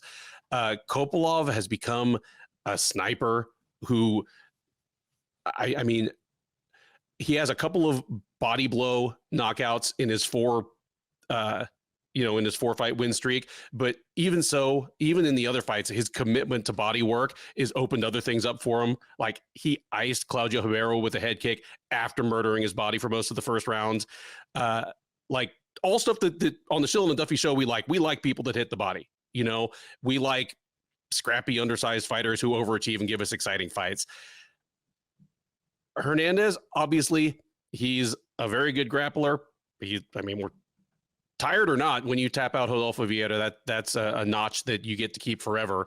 But more than that, he's just been a scrappy guy who outlasts his opponents. Like, I mean, he's had rough sledding in the early going of several fights on this 4-fight win streak, but just good cardio, good durability. For a guy that like famously popped for weed after his biggest career win, pretty smart fighter, makes good adjustments between rounds. Here I am leaning Kopylov, which I guess is a moderate upset, just because the things like Hernandez's striking defense is still not great. Kopylov's willingness, his like drive to invest in body work, I think can help nullify some of Hernandez's fight altering cardio. And as tough as Hernandez is, if Kopylov hits him clean with a head kick, I don't think it's going to matter. So much as it like hurts me to pick against one of my guys, I think the Kopylov Express keeps rolling here. He's got 4 straight knockout wins at this point. They're all kind of middleweights. This is the first guy he will have fought where, okay, the winner is probably needs to be ranked. And I think he passes this test as well. Give me Kopylov. I'm going to say first round knockout, actually. I'm going to say catches Hernandez cold. Hernandez is a step behind. He goes body, head. And it's not because I think he's 10 times better than Hernandez. If this thing gets out of the first round, I like Hernandez's chances better and better. But I just envision Kopylov getting on him early and getting him out of there before he gets a chance to start doing the Anthony Hernandez thing. Yeah, this is an incredible matchup, and I'm glad that it's getting respected to be on the pay-per-view. These guys kind of deserve this moment. Hernandez, like you said, he's one of my favorite fighters. He isn't a great athlete, but he just makes up for it by just being this junkyard dog. Constantly moving forward, fights with tons of volume, constantly taking the ground, pressuring, gets in the pocket and loads power shots. He's got some pop to him. He can wrestle, good entries. Dude is super hard to submit. Very underrated submission artist. He subbed Rodolfo Vieira for Pete's sake. Was it a fluke? He had Vera in trouble a couple of times with submissions.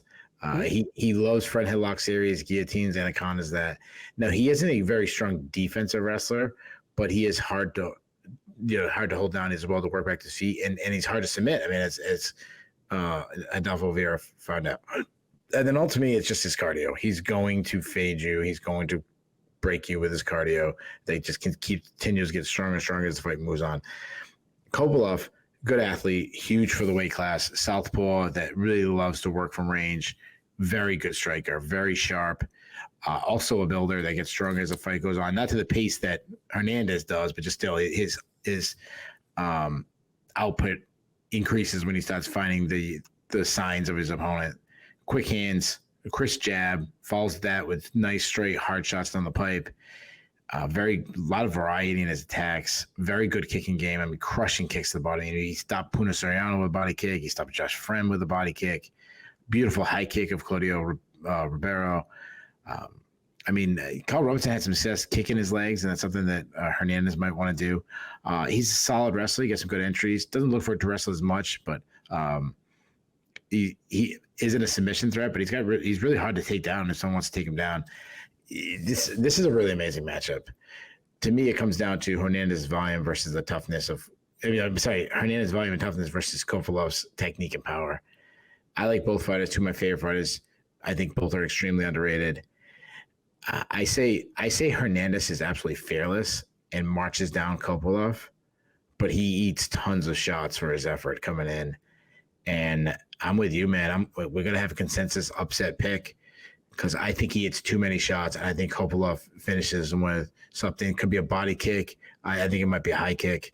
Give me Kopylov by second round TKO. Next up on the UFC 298 main card is a high level, to say the least, men's bantamweight matchup between Merab Dvalishvili and Henry Cejudo. Dvalishvili, the 33-year-old Georgian by way of Long Island, is 16-4 overall. He's 9-2 in the UFC, with a decent argument to be made that he should be 11-0. He lost his first two fights, a close, contentious split decision in his debut against Ricky Saenz, a controversial technical submission, literal buzzer beater, 5 minutes of the third round against Ricky Simon in his second fight. Since then, he has been perfect. 9 straight wins, making his way up the ladder until he's been beating former champs in his last couple fights, Marlon Moraes, Jose Aldo, Petr Yan, and none of the 9 opponents have been much more than the speed bump for him. It has been a thoroughly dominant run. He'll look to run it to 10 straight here and get arguably the best win, arguably the best name of all of them in former 2-division champ Cejudo. The 37-year-old fighting out of Arizona is 16-3 overall. He's 10-3 in the UFC. He's 2-1 at bantamweight. He is, of course, the former flyweight champ who snatched gold by upsetting the unbeatable Demetrius Johnson almost 8 years ago at this point. He defended that title against TJ Dillashaw 5 years ago when Dillashaw tried to move down and become a 2-division champ. After that, Cejudo moved up, beat Marlon Moraes for the vacant title, defended it against Dominic Cruz, took a 3-year self-imposed hiatus from the sport. Of course, Habib Nurmagomedov and John Jones all walked away from the sport in 2020 for their various reasons. Cejudo came back last year. He challenged then sitting champ Aljamain Sterling in May, came up just short in a split decision, but still obviously very much a factor in the title picture here. And here he looks to, at the very least, mint himself as the next man in line for whoever comes out of the upcoming O'Malley versus Vera title fight. Your favorite is -185. Your underdog is +155. Who are they, Keith? Merab's a favorite. You are correct. Merab Dvalishvili, -185. Henry Cejudo, +155. Tell me about these guys. Tell me what they're good at. Tell me what they're bad at. Tell me who you think wins. Yeah. Without giving away my pick, I'm surprised by that line, and I'll let you know by the prediction. I think the line is off. Henry Cejudo, I think he looked good in his return. Not great, but I think he looked good for, based on his age. No warm-up fight going right against that time the champion. That said, obviously there's more concern now that he's another year older. He's 37. He's coming off another injury. We talked about this last time in his fight against Aljamain Sterling. His last 3 wins haven't aged well. I mean, they were TJ Dillashaw, Marlon Moraes, and Dominic Cruz, like an old guard, at this point. He obviously is really undersized. He's short. He's a flyweight fighting bantamweight. He was way smaller than Aljamain Sterling. Now, again, Aljamain Sterling is probably a featherweight fighting bantamweight. But one thing about him is, as he's gone to bantamweight, is his movement has really disappeared. He's more standing right in front of his opponent. He's still a good boxer with that bladed stance.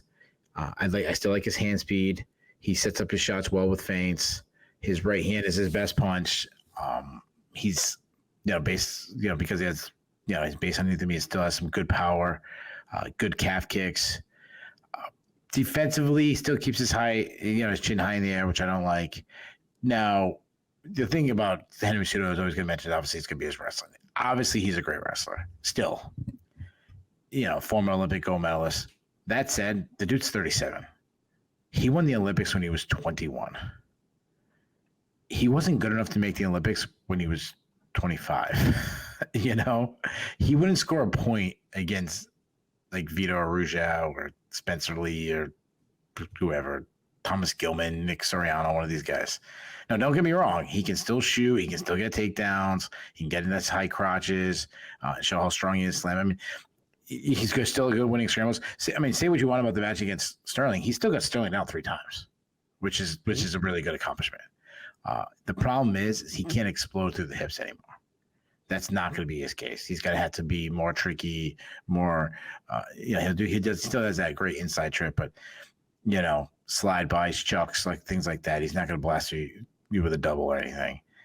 His takedown defense also isn't perfect. Some of that has to do with different wrestling, MMA versus regular international freestyle wrestling. But Sterling took him down 4 times. I actually like his wrestling best in the clinch. Again, like I talked about that beautiful inside trip. It's one of the best takedowns in MMA. Now, I'm going to say like a broken record. I'm going to continue to say Merab should be undefeated in the UFC.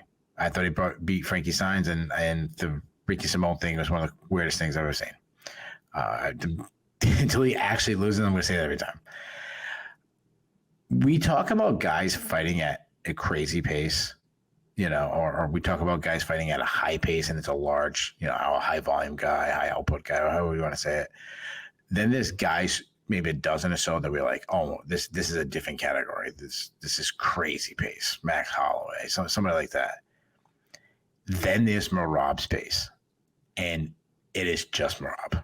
Nobody fights at the pace he does. Dude is constantly moving forward, constantly throwing haymakers, trying to take his foe's head clean off. No fear of getting hit. He kind of throws punches just to force his opponent back, to bring their hands up. He'll do like a spinning back fist to try to get them to back up. To his credit, I will say he has cleaned it up a little bit, thrown a little bit more straight punches. He had a really good calf kicking game against Pierre Dion. But all the stuff is to force you on your back foot where he's going to shoot. And he doesn't care about actually getting the takedowns. He just has a mindset that he won't stop shooting. You stop his takedown, doesn't matter. He'll shoot again. He's going to tie you out with his takedowns. He shot 49 times against Jan. Like, that's insane. There's wrestlers who won't shoot that many times drilling in a practice. He was faded by the time they fought, but Jose Aldo once maybe had the greatest takedown defense in MMA history. Sure. And Merab,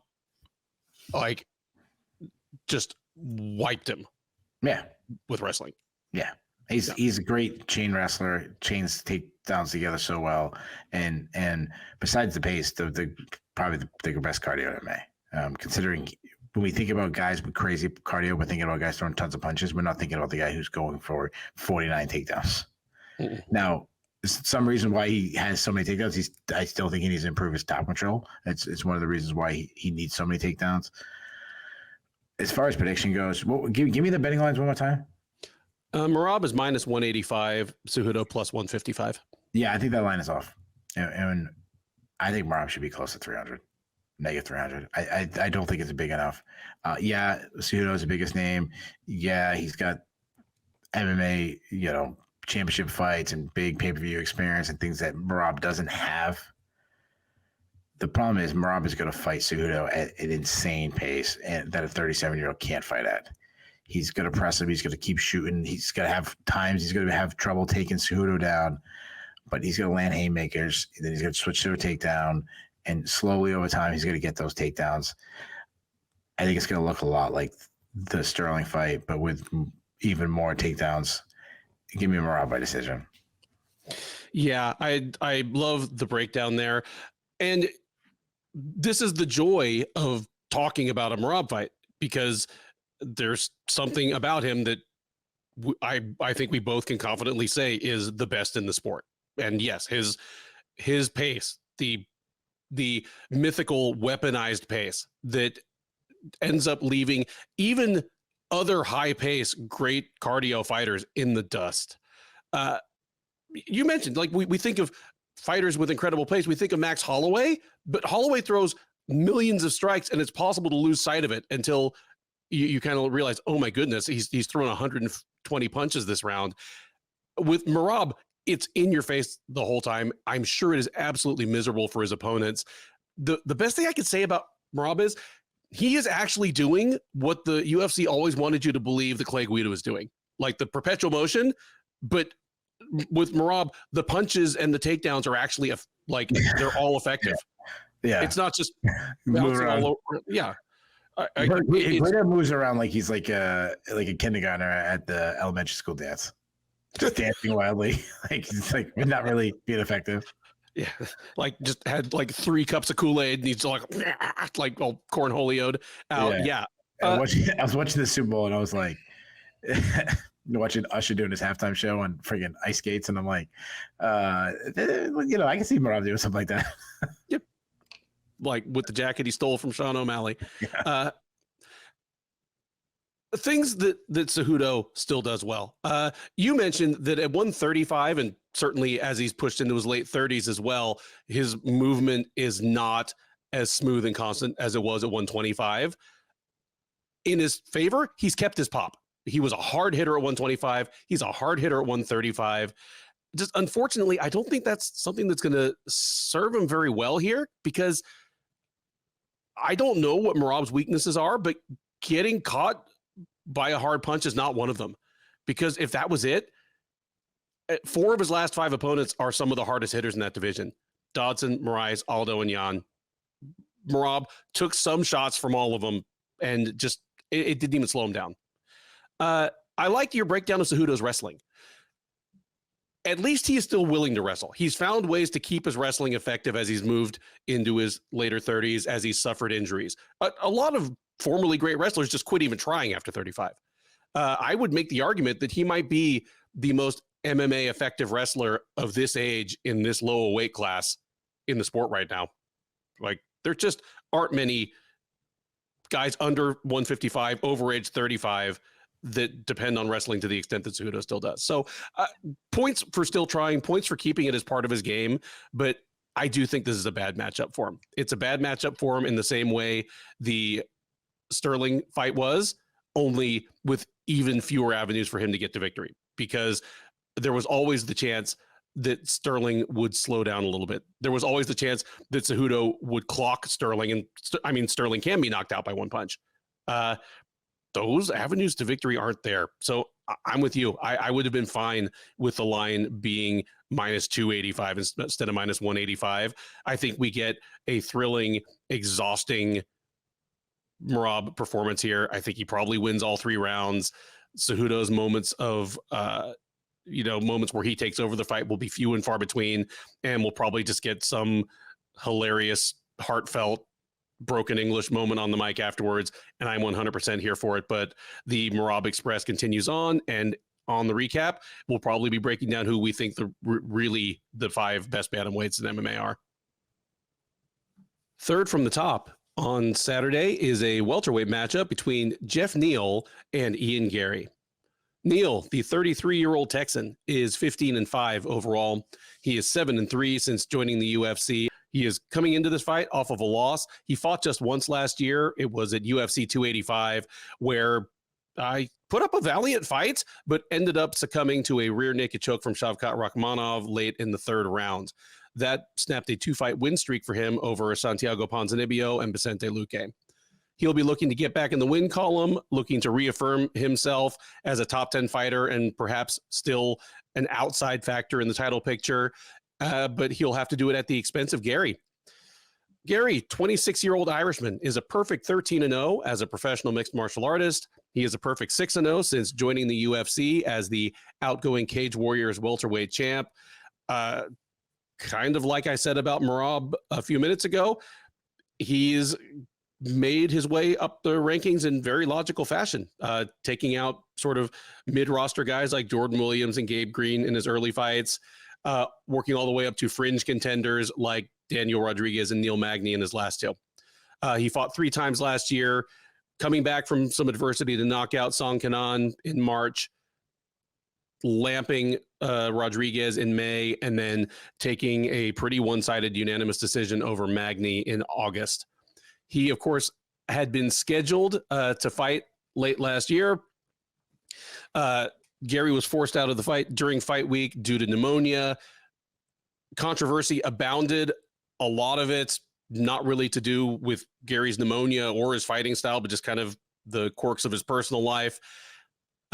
They never remade that matchup. They booked him against Neal instead. They were supposed to fight 4 weeks from now at UFC 299. For whatever reason, they moved it up from UFC 299 to 298, so we get to enjoy it this week. Gary is a comfortable favorite. He's minus 240, Neal plus 190. Keith, Wow. I know that you like this fight. We talked about it on the intro. Tell me who you think wins, and if you're favoring Gary in this fight, tell me kind of what you would like to see from him, or what you'd like to see him demonstrate that would make you feel comfortable with him going on to fight more top 10 fighters, because it's all top 10 fighters from here on out. If he beats Neal without controversy. So that comes right there. What I'd like to see if he beats Jeff Neal, I mean, he's arrived. I mean, you don't beat Jeff Neal unless you're a freaking stud, which is why I don't think Jeff Neal should be like a 3-1 underdog to anybody. Like Leon Edwards, the champion, I wouldn't put him 3-1 favorite over Jeff Neal. Like that's to me nuts. I want to talk about something real quick, which is just how crazy MMA fans are. And I'm an MMA fan, so like I'm putting myself in this category. In what a world is a guy who, I don't know, wife writes a book about that she claims was a spoof. I don't know. Even the title sounds like it's a spoof, but whatever. Becomes the bad guy, but the guy who got a DUI and was driving around with a gun is somehow becomes the victim. Like, what are we doing? Like, he was driving around drunk. Could have killed somebody. Am I right? Am I out of my mind that, like, why is Gary hated, but Neal is like a hero now? I don't know. I mean, I remember saying at the time about the whole Neal thing that this is the first time he's had any sort of public behavior like this, and how it's remembered will depend on whether he heads down the John Jones road and we get this sort of thing once or twice a year, or it becomes a blip on the radar. At this point, 4 years ago, clearly a blip on the radar. Like, he seems to be focused. We've never heard trouble with the law again, but it doesn't make him a hero. It just makes him a human being who did better.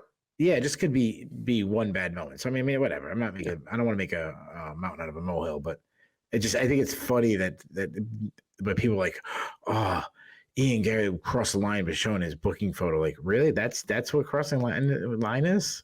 And people attacking his wife is okay? Like,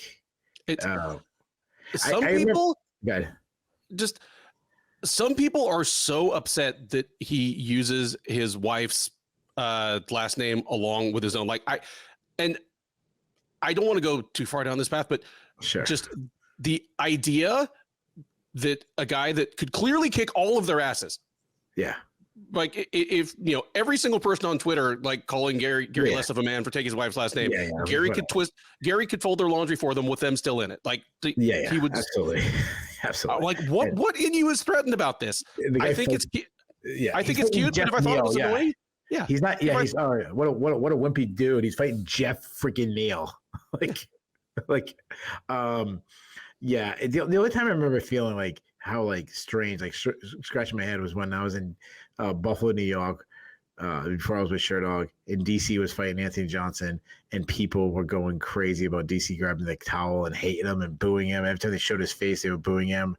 And I'm like, in what world is the guy who, if you tell the story, let's see, his dad was murdered. He had a baby that got killed in a car crash. Like, he's got the ultimate sad story. Missed the Olympics because of weight cutting issues and feel like, I can't remember which one it was, like liver failure or something like that. Yeah, like his kidney failure. Yeah. Kidneys. That's what I'm saying. Kidneys. Yeah. And then, liver failure. I think you died from liver failure. And then he volunteers his time to coach wrestling while being a world champion in MMA. That guy's getting booed.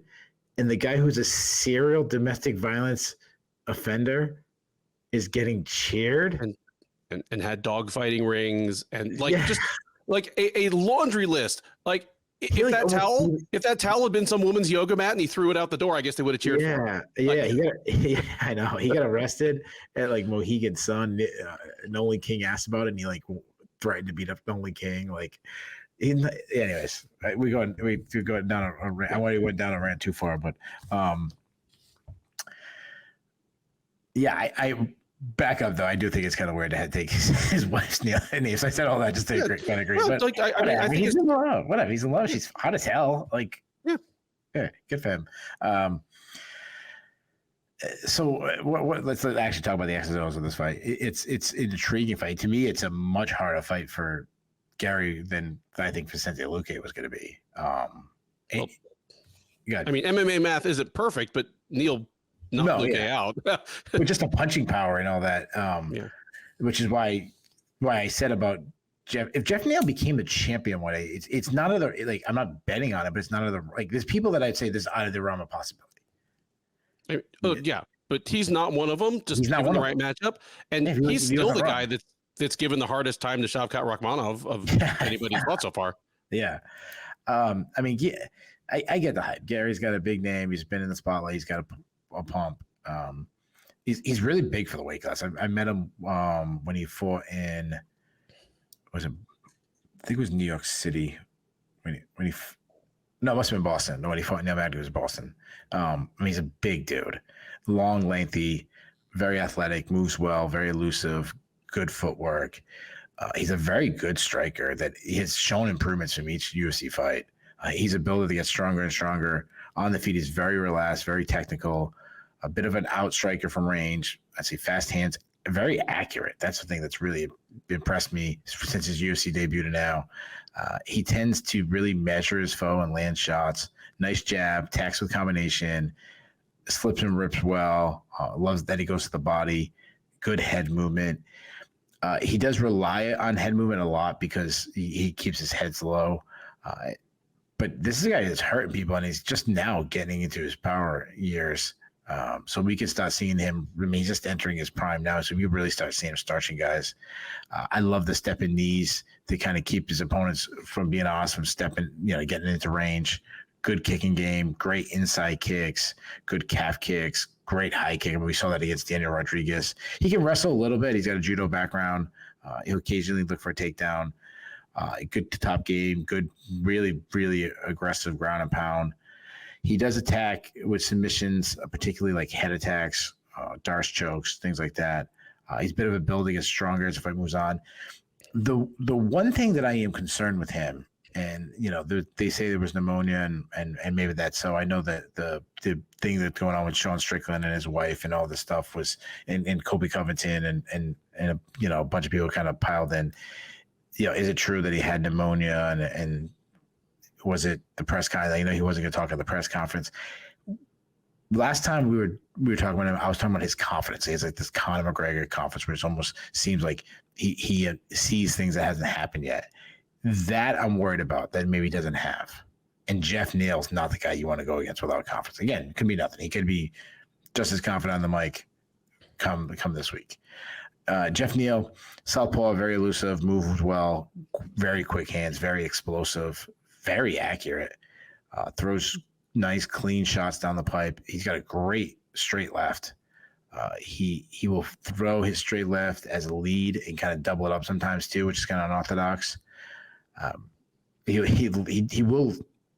One thing I know, he'll step in and like lead with an uppercut, which is very dangerous. But he's got the power. He connects. I mean, he can put you out. He's a very massive power. I mean, go back to the Luque fight. I mean, he hurt him a bunch of times before starting him. He hurt Rakhmonov, not to the extent of Luque, but it hurt him in that fight. Like you mentioned, gave Rakhmonov a hell of a fight. The one fight recently that I was very disappointed was the Santiago Ponzinibbio fight, where he was very gun shy, low output, giving away rounds. That was concerning. When he kicks hard body kicks, he got crushing high kick, which he likes to throw after counter strikes, which is so unique. He doesn't wrestle much, but he has been wrestling much more lately. He took down Nico Price, took down Neil Magny, took down Vicente Luque. Incredible. I mean, look what the ground and pound he did to Nico Price. And he showed really good takedown defense so far in the UFC. This is an incredible fight. The winner of this one to me is going to be challenging for the top 5. I'm big on both guys. Gary's going to he's going to worry about his chin. I mean, we've seen him blasted before, and now you got the hardest hitter he's ever faced. That said, I'm picking Gary to win. I'm a Gary believer. And it's funny because when he first came to UFC, I really wasn't, and he's won me over. I say he lands the cleanest shots. I think he has some kicks, specifically some calf kicks, maybe. Give me Gary by decision. Yeah, I love this matchup as well. And I feel as though, I mean, maybe not us. Like, we seem to be up on Neal, but I think like a lot of people might just sleep on him because he's inconsistent to the point where he's had some of his most frustrating performances in some of his highest profile fights. Like the Ponzinibbio fight was frustrating. The way he lost to Magny was frustrating. But if not Merab, Belal Muhammad is the most overdue title challenger in the UFC, and Neal was the last guy to beat him, and Neal beat him bad. Neal won all 3 rounds, knocked him down multiple times. Like, nobody in Muhammad's last 15 fights has done that kind of stuff to him other than Neal. Like, just never got untracked and got to do the Belal Muhammad thing. Never started rolling downhill. Never started the rinse and repeat takedowns and just miserable, like wrestling pressure. In fairness, that was a long time ago. That's a much different Belal Muhammad.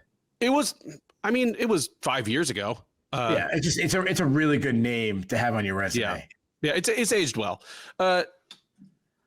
Neal, I love that you pointed out his power, and he is maybe my favorite example of a guy that has fantastic power without overswinging on anything. One, just he's got whatever kind of biomechanical advantages he has from his body that he was born with, and then just clean technique, feet under him, straight punches, just crisp, and it all hurts. And because of that, when quote unquote good MMA strikers that aren't as clean as him come at him, he usually it's a meat grinder. Price, Perry, Luque just made him look kind of amateurish, hurt him more, and the thing was over. It's not I mean, nobody really cares about moral victories in MMA, but he hurt Shavkat Rakhmonov. Like he caught him clean. Rakhmonov, we'd never seen Rakhmonov like backing off from anything and like shaking cobwebs out. He hurt him. He ended up getting overwhelmed by, Rakhmonov is a special athlete, a giant dude, an incredible wrestler. I mean, he's special. He's part of the future of the division. I get why you picked Gary, and spoiler, I'm going with Gary as well, but so much of it depends on the between the ears stuff. And because of that, that's why I'm following my own advice, because I'm always the guy that's like, I don't care who looked shook at the weigh-ins. I don't care, who got mad at the press conference. Most of these guys are professional enough that it just doesn't factor in. I have to assume the same thing about Gary. Like, if Gary shows up and fights to the best of his ability, he beats Neal. He has more avenues to victory. He could certainly deal with him on the feet. He's a hard hitter himself.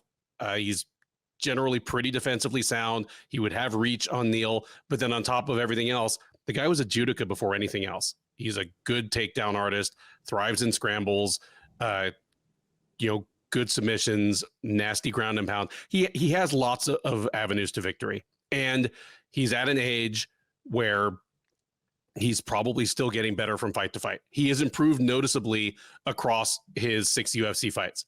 Like, if he'd fought Neil Magny and Danny Rodriguez in his first 2 UFC fights, he probably would have lost one of them. Yeah. Even like Song cannot hurt him. Like, same thing I just said about Neal versus Rakhmonov. Like, we all remember Gary overwhelming Song on the ground in the 3rd round and getting like basically the mercy TKO, but Song hurt him in the 1st round. I don't remember whether he actually knocked him down, but Gary was absolutely rocked. He's getting better and better as we go along. And in that, especially for a guy that was, like a 22-year-old prospect when he got to the UFC, the twin stabilities of his home life and the fact that he's just settled down at Henry Hooft, Killcliff, and isn't jumping from camp to camp. I think that serves him well. So if Gary is as advertised, if it really was just pneumonia and just a bad week at the office that forced him out of his last booking.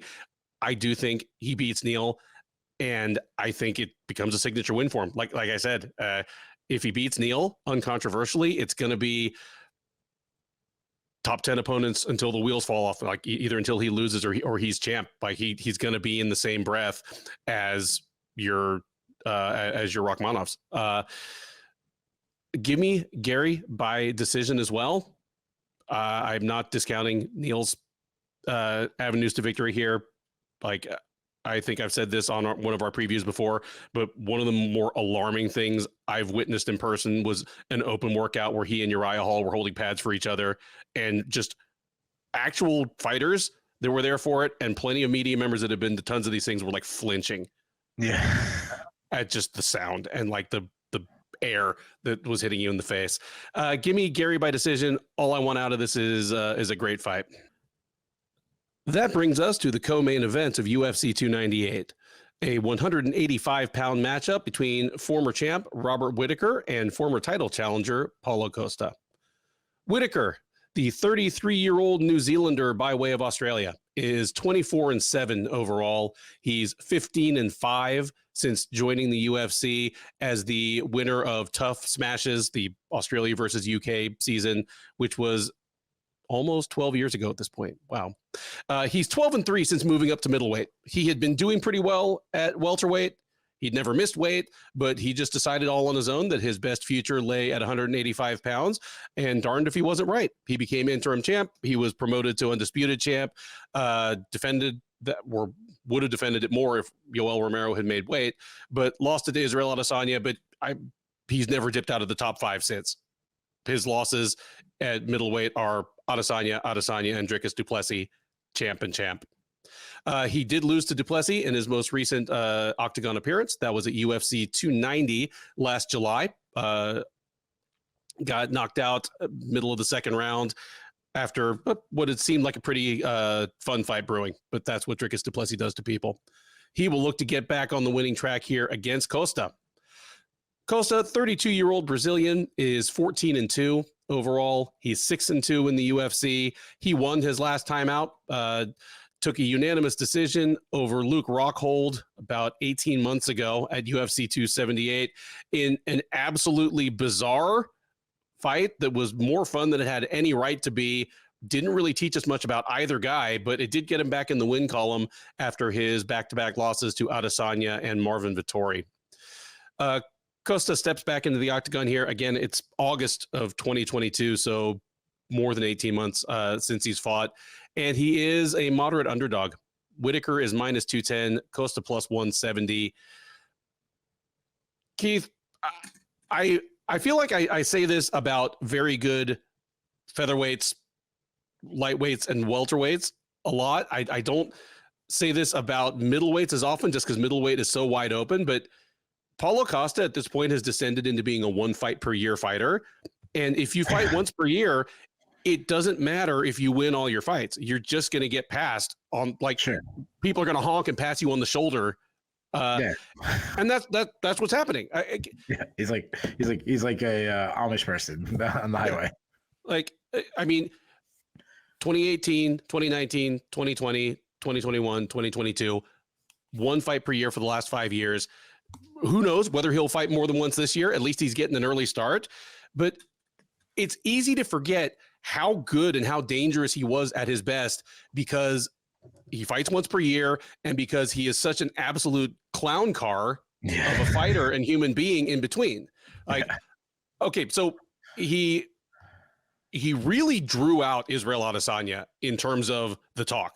Like, whatever just foolishness he does, and I think he's hilarious online. I think it's great that he doesn't actually take himself that seriously. Like, culturally, a lot of Brazilian fighters take their own shit pretty seriously. He never has. Like, he's like, all right, here's my bottle of secret juice, you know, and just like being silly. The problem is Adesanya absolutely clowned him in the cage, like as close to a no-hitter as Adesanya has pitched.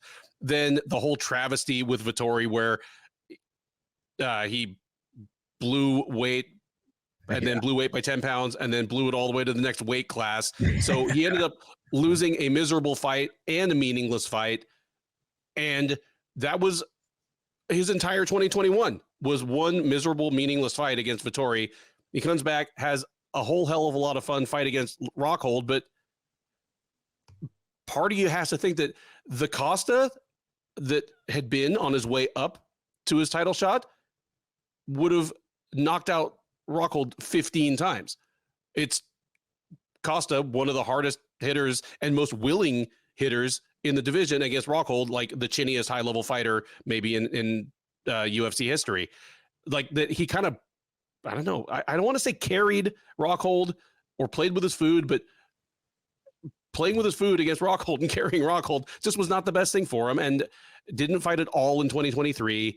Here he comes back. Like, it's shocking that the guy's only 32. It feels like he should be 36, like he should be washed, but he's 32. He's younger than Whittaker. Having said all that, Costa was close to the title picture when Whittaker was champ. And I think if Costa and Whittaker had fought at any point in their respective UFC careers, Whittaker would have outclassed him badly. I don't have any reason to feel differently about that now, unless the Duplessis loss is an indication that Whittaker's chin is starting to go. Costa at his best, I mean, he presents as a kickboxer, but he's pretty bread and butter. Like, he punches really hard. He does have great kicks to all levels, especially the legs and body. His kicks are incredibly hard. They're fast. And he tends to set him up pretty well. I mean, he not always, like he will throw him naked sometimes, but generally speaking, it's hard to counter Costa's kicks unless you're Adesanya. I think Whittaker is too smart, too durable. And while Costa is like a huge chunk of muscle, he's not going to have ridiculous reach advantages on Whittaker. Whittaker's wrestling used to be underrated. Now I think it's at best underused, at worst it's overrated now. But I still think if he wanted to, he could take Costa down. I just think Whittaker's probably going to slip a lot of Costa's haymakers. He probably will get tagged with a few kicks, but I just think he's going to box Costa up. He's a better, more diverse striker. He has underrated power just because he's not a huge guy, and he usually has to hit someone a lot of times to knock him out. But everything he throws stings, especially because it's accurate and tends to hit people from unexpected angles. Costa has generally been durable. He's been in there with some hard hitters, and except for Adesanya, who just overwhelmed him, he's not been in a whole lot of trouble. So I'm going to say this makes it to the final horn, but I think Whittaker wins this one clearly and going away, and Adesanya will probably have some rude things to say about how Costa's face looks at the end of it. Yeah. Whittaker by one-sided decision. Yeah, what a weird that beef is still going on after you like. It's still going on, and it will always stick in my mind that Adesanya said that Costa looked like Ricky Martin after all of his botched plastic surgeries, and I know he's going to say something like that if Costa's face is all busted up after this fight, which I'm picking it to be. Yeah, it's weird. Like, you already won the battle. Like, why you keep? I don't know. Because he's the middleweight champ and the pettyweight champ. Yeah, like, he is petty. You get extra petty from him. Then he wanted like a freaking elementary school kid, you know, when he beat Alex Pereira. Whittaker, you know, after the loss to Dricus Duplessis, you know, we asked these questions, you know, in the recap show, you know, between the years of wars and the like slew of injuries he's had over the years, you have to ask if Whittaker is going to drastically fall off a cliff. And we're going to find out Saturday if he has. No, what we've seen recently of this guy, he's a great striker. Definitely more of a technical striker than a power puncher. Everything comes off that jab. He loves to double up the jab. He sets up his offense with his jab. He defends attacks by holding his ground with his jab. He kind of does the same thing with overhand right. He'll just kind of wing it at opponent to keep them at bay. He tries to time his opponent's attacks coming in. Good examples of this where he was very effective was Cannonier and Vettori fights. You know, of his most recent fights where he's kind of beating them at the point of contact in their exchanges. He's sound defensively. He's a slip and rip guy who, you know, moves his head well, but also keeps himself in range to counter. That's why his legendary left hook is available because of that. He's also good at like misdirection. I've said this before. Like I love when he darts to the left and there's a high kick over the top of the right. It's my favorite technique that he does because it doesn't look like it should work because he's kind of like almost. He looks like a little kid trying to do a cartwheel. Like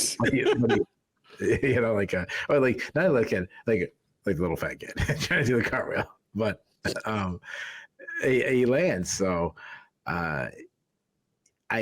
he also likes to do like be mean and do the oblique kicks that John Jones likes doing. He generates power by having such a heavy boxing style on his front foot, but of course that leaves him vulnerable to leg kicks himself. Going all the way back to like the first Ribeiro fight, we saw that he does lose power because he'll lunge and kind of overextend sometimes. He's strong in the clinch with elbows and knees, even though he's always undersized compared to his opponent. His biggest weakness, which I've said in the past, is his like always trying to even the score when he gets blasted. To kind of chase the punch that might not be there. That's what kind of blasted by Israel Adesanya in their first fight. I like that recently he showed a willingness to wrestle more because that was kind of when he first burst on the UFC. That was a big like, wow, he's a really underrated wrestler. And then he kind of abandoned it for a long time, and then he kind of went back to it again. He's got 12 takedowns in the last 6 fights, which just makes him just more dangerous. Definitely, it just makes him more of a round winner. I mean, he did it against Adesanya in his second fight, made it a very close fight. Incredible takedown defense. We saw that against Romero, which was so much more impressive with a no ACL. I mean, that was a long time ago, but still, just point being, anytime you get tough takedowns with someone of that level, if he's on top, good top game, good ground pound. Now, Paulo Costa, he's a boxer who marches down his foe, cuts off the cage. When he has his opponent trapped against the cage, that's when he unloads like 10 punch combination. We saw that with Romero. I always talk about like how absolutely fearless. Now that fight was a long time ago, so take it was worth. But that's when I saw him be absolutely fearless, just marching and getting the range with Romero, which nobody does, and throw down and see who's standing last. He will eat a shot to land his own shot. He throws really hard. He has huge power. His left hook is definitely his best strike. He's got a good straight right too, but I admit his left hook is probably his best one. You mentioned his leg kicks. I mean, they're mean, they're hard. Now, he hardly ever wrestles, but to his credit, he did get a takedown against Marvin Vettori. He's got strong takedown defense, and he's faced some pretty good wrestlers. Obviously, Romero was a world champion, silver medalist. Johnny Hendricks was I think it was 3-time NCAA finals, 2-time champ. Those are guys you defend takedowns, so that's good. Again, both those are a long time ago. He showed that despite being very like hulky, built up guy, he can go hard all 15 minutes, despite actually looking tired. But as he gets older, the weight cuts become even more extreme. The whole Marvin Vettori debacle, he's been out for so long. As he gets older, I'm becoming more and more worried about his cardio, which was one time actually a strength of his, which you wouldn't guess by somebody his size. I think that might be a negative moving forward. And that's if he even makes weight, which, having Marvin Vettori come up to 205 to fight you, okay. You can't do that with Robert Whittaker. Like that's unfair. Robert Whittaker probably shouldn't be fighting on 185. So to me, there's a lot of questions to be asked about this fight.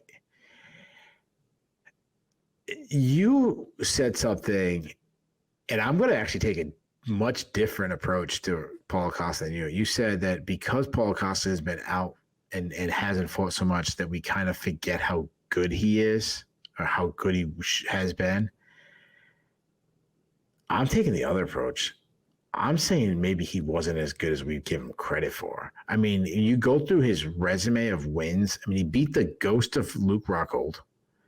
He beat Uriah Hall, which has always been historically. And again, Luke Rockhold, like by 2022, like probably knocked himself out shaving.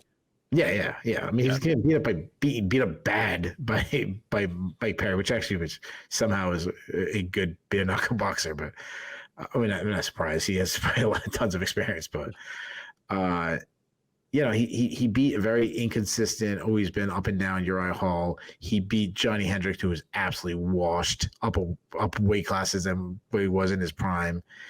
So obviously I left out the Yoel Romero fight. I did that like strategically. And the reason I asked that, that's the one fight that kind of gets everyone excited. It was a fight that was very close. Some people thought Yoel Romero won. I did. I thought Costa won, but I just wonder if it was just a once in a lifetime moment. Was this like a little bit of his Buster Douglas overachieving moment? Now, I think Whitaker is better than Costa pretty much everywhere besides power. I really only see Costa having a puncher's chance. But the issue is with Whitaker, that puncher's chance multiplies if Whitaker has slowed down, if his chin is starting to fail him. That said, I still think Whitaker has some gas left in the tank. I say Whitaker jabs Costa up. I'm worried about the calf kicks of Costa because they're thudding kicks, but I still think like Whitaker can kick him a lot too. Kick a high kick. He's got a huge wrestling advantage in my opinion. Though Costa is hard to take down. I just say Whitaker doesn't, Whitaker doesn't really stop anybody, but I want to say that Costa, like, I thought he looked terrible against Luke Rockhold, the guy that was, he looked Rockhold looked even worse. I say Costa hits a wall late, and I think Whitaker put it on him, and I'm going to go with another high kick. I just keep thinking about that high kick, and I'm going to say Costa's going to be breathing hard. I think he's just going to keep hitting him, and then finally he's going to throw a high kick. I'm going to say Whitaker knocks him out with third round high kick. We're going to get like just exhausted, bent forward, gets the Pete Williams on. Yeah, Pete Williams. Wrestling shoe to the face. There you go. Good call. Good reference. We're old school here, man. Yeah, we are. We always have to at least one show the old, what was that, like UFC 14, 15, something like that. It was somewhere in there, yeah. It was after 12 and it was before 15, so yeah. It's weird how well I know that stuff because I'm like, well, 15 is when Coleman brought Kerr out. I know it was before that. So easy to narrow down. It was much easier to remember because you'd have months in advance. And I think 12 was Coleman's debut. Well, and that was when the actual heavyweight title went from the super fight title to the heavyweight title. He beat headlocked Severn. That's how you won by headlock. And Severn was pretty much like, oh, fuck this, dude. This guy's a more decorated wrestler than me. He's got me in a headlock. He's 10 years younger. And, he's 10 years younger. And he's not young either. Yeah, I'm not getting paid much. Get it. Fuck it. Yeah. I don't want to fight out of a headlock right now. With that, we come to the main event of UFC 298. 5 rounds for the undisputed featherweight title between defending champ Alexander Volkanovski and undefeated challenger Ilia Topuria. Volkanovski, the 35-year-old Australian, is 26-3 overall. He's 13-2 in the UFC. He's 13-0 at featherweight. His only 2 losses in the UFC were in his 2 unsuccessful attempts to become a 2-division champ by unseating Islam Makhachev. We could go on for a long time just about those 2 fights and the ridiculous amount of balls it took for him to take that fight once, let alone twice. But his most recent fight was the second Makhachev fight that was at UFC 294 last October. It was not nearly as close an affair as the first one, as Volkanovski stepped up on short notice and got knocked out in the first round. Prior to that, he had fought at UFC 290 in July, thoroughly outclassing Yair Rodriguez to defend his featherweight title. And his only other fight of 2023, almost exactly a year ago, was his first fight with Makhachev, where he took the other top pound-for-pound fighter in the sport down to the wire in a fantastic 5-round fight. So he'll be looking to reassert his dominance over his division, get back in the win column, and he'll be looking to turn aside Topuria. 27-year-old Spaniard, Georgian-born, is a perfect 14-0 as a professional mixed martial artist. He is a perfect 6-0 in the UFC. He fought just once last year, taking a one-sided unanimous decision over Josh Emmett in the headliner of UFC on ABC 5 in June. He steps in here, gets his title shot. He has been very vocal in the weeks leading up to this that he thinks he's better than Volkanovski, and he thinks he's so much better than the rest of the division that they will not even deserve a shot at his belt once he takes it. Make of that what you will, but for whatever reason, the bettors have a certain amount of faith in him, as Volkanovski, despite being at worst the second or third most dominant divisional champ in the UFC, is a dead even pick 'em here. Both gentlemen available at -110, even money. Keith, tell me why this fight is awesome, as if I need any further explanation, and tell me who you think wins. Yeah, it's pretty awesome because, I mean, when you think about the weight classes in the UFC, you know, you have, you know, I'm assuming women's featherweight is officially gone. That's what, 11 weight classes. There's not a better matchup in any of them stylistically in any single weight class right now.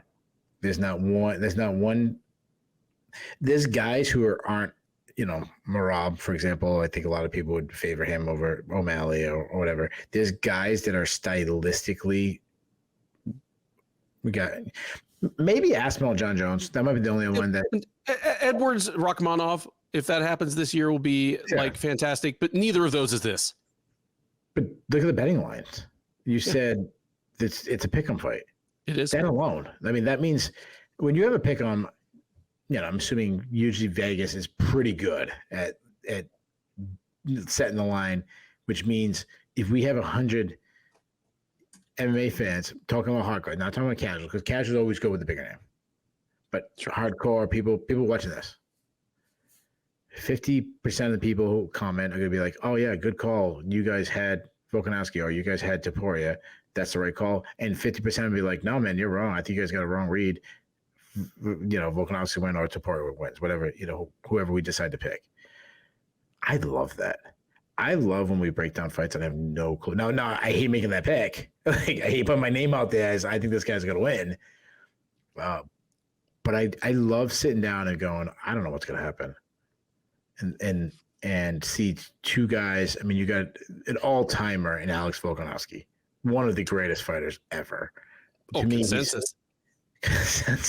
To me, he's a top 10 fighter in my opinion ever. He gets this win. He really does have a strong argument for greatest featherweight. He really does. But he wins this one. You gotta. I mean, I already have him above Khabib. I know people think that's blasphemy, but based on what he's accomplished, I have him. Now, Khabib to me is the most dominant fighter I've ever seen. His prime was better than anybody's prime. The problem is, prime was too short. The problem is he retired early. That's what you get. He got a little Gail Sayles thing kind of going on. This fight's so freaking good. It's so good. It's a question. Dude, at least Gail Sayers got injured. He's got a Barry Sanders thing.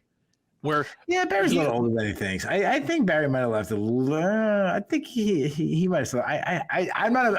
No, I mean I'm not. Barry could have stuck around one more year and retired as the all-time leading rusher, and was like, I'm not even going to play for this dog shit team for one more year. I'm gone. Yeah, I'm not trying to bash Barry. I mean, Barry Sanders is freaking incredible. So I'm not trying to I don't know anybody who doesn't love Barry Sanders. Right now, all the Europeans are like, who the hell are you talking about? That's the singer.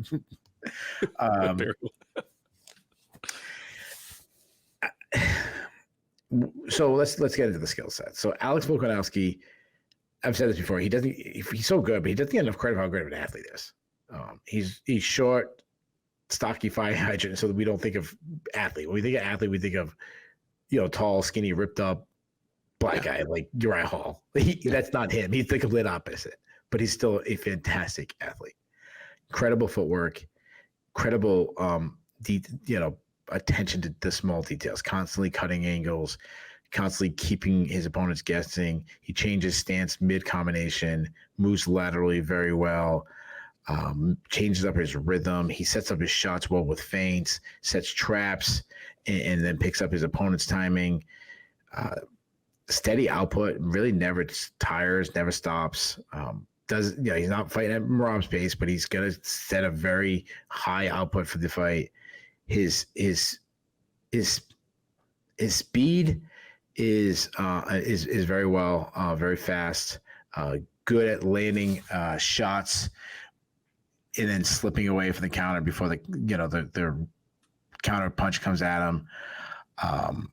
He's really good at he's also good at like, so one time one thing he'll do is he'll attack and then get away from the counter. And then the next time he'll attack, slip the counter, thinking you're thinking, okay, he's going to get away again. And then he comes back in for the third. Like just little things like that he knows, like never having the same pattern. Against taller guys, like how he was able to grab Max Holloway's hands and really eliminate that reach, and kind of had this like tug of war thing going and landing inside shots. Nice power, stiff jab, so much variety in striking. I keep saying, I know, I in my notes, I think I wrote it down like 47 times, just gets his opponent guessing, never attacks with the same combination. He's the best at constantly making an adjustment and changing strategies, and then making an adjustment again and changing strategy. I was listening to Sean Sheehan interviewing Luke Thomas, and Luke Thomas kept pointing this thing out, like kind of similar things I was saying. Like that's what he's the master at. He's that mastermind. Works the body well, tons of kicks. One thing that people don't talk about that I think they do, he kicks to set up his punches. He'll move his opponent. I think it was Yair Rodriguez where he kicked him just to line up his right hand, or line up his left hook. Which I absolutely love. I mean, that's a Conor McGregor thing, using your kicks to kind of herd people into your punches. Yeah. Dan Henderson used to do that. Mm-hmm.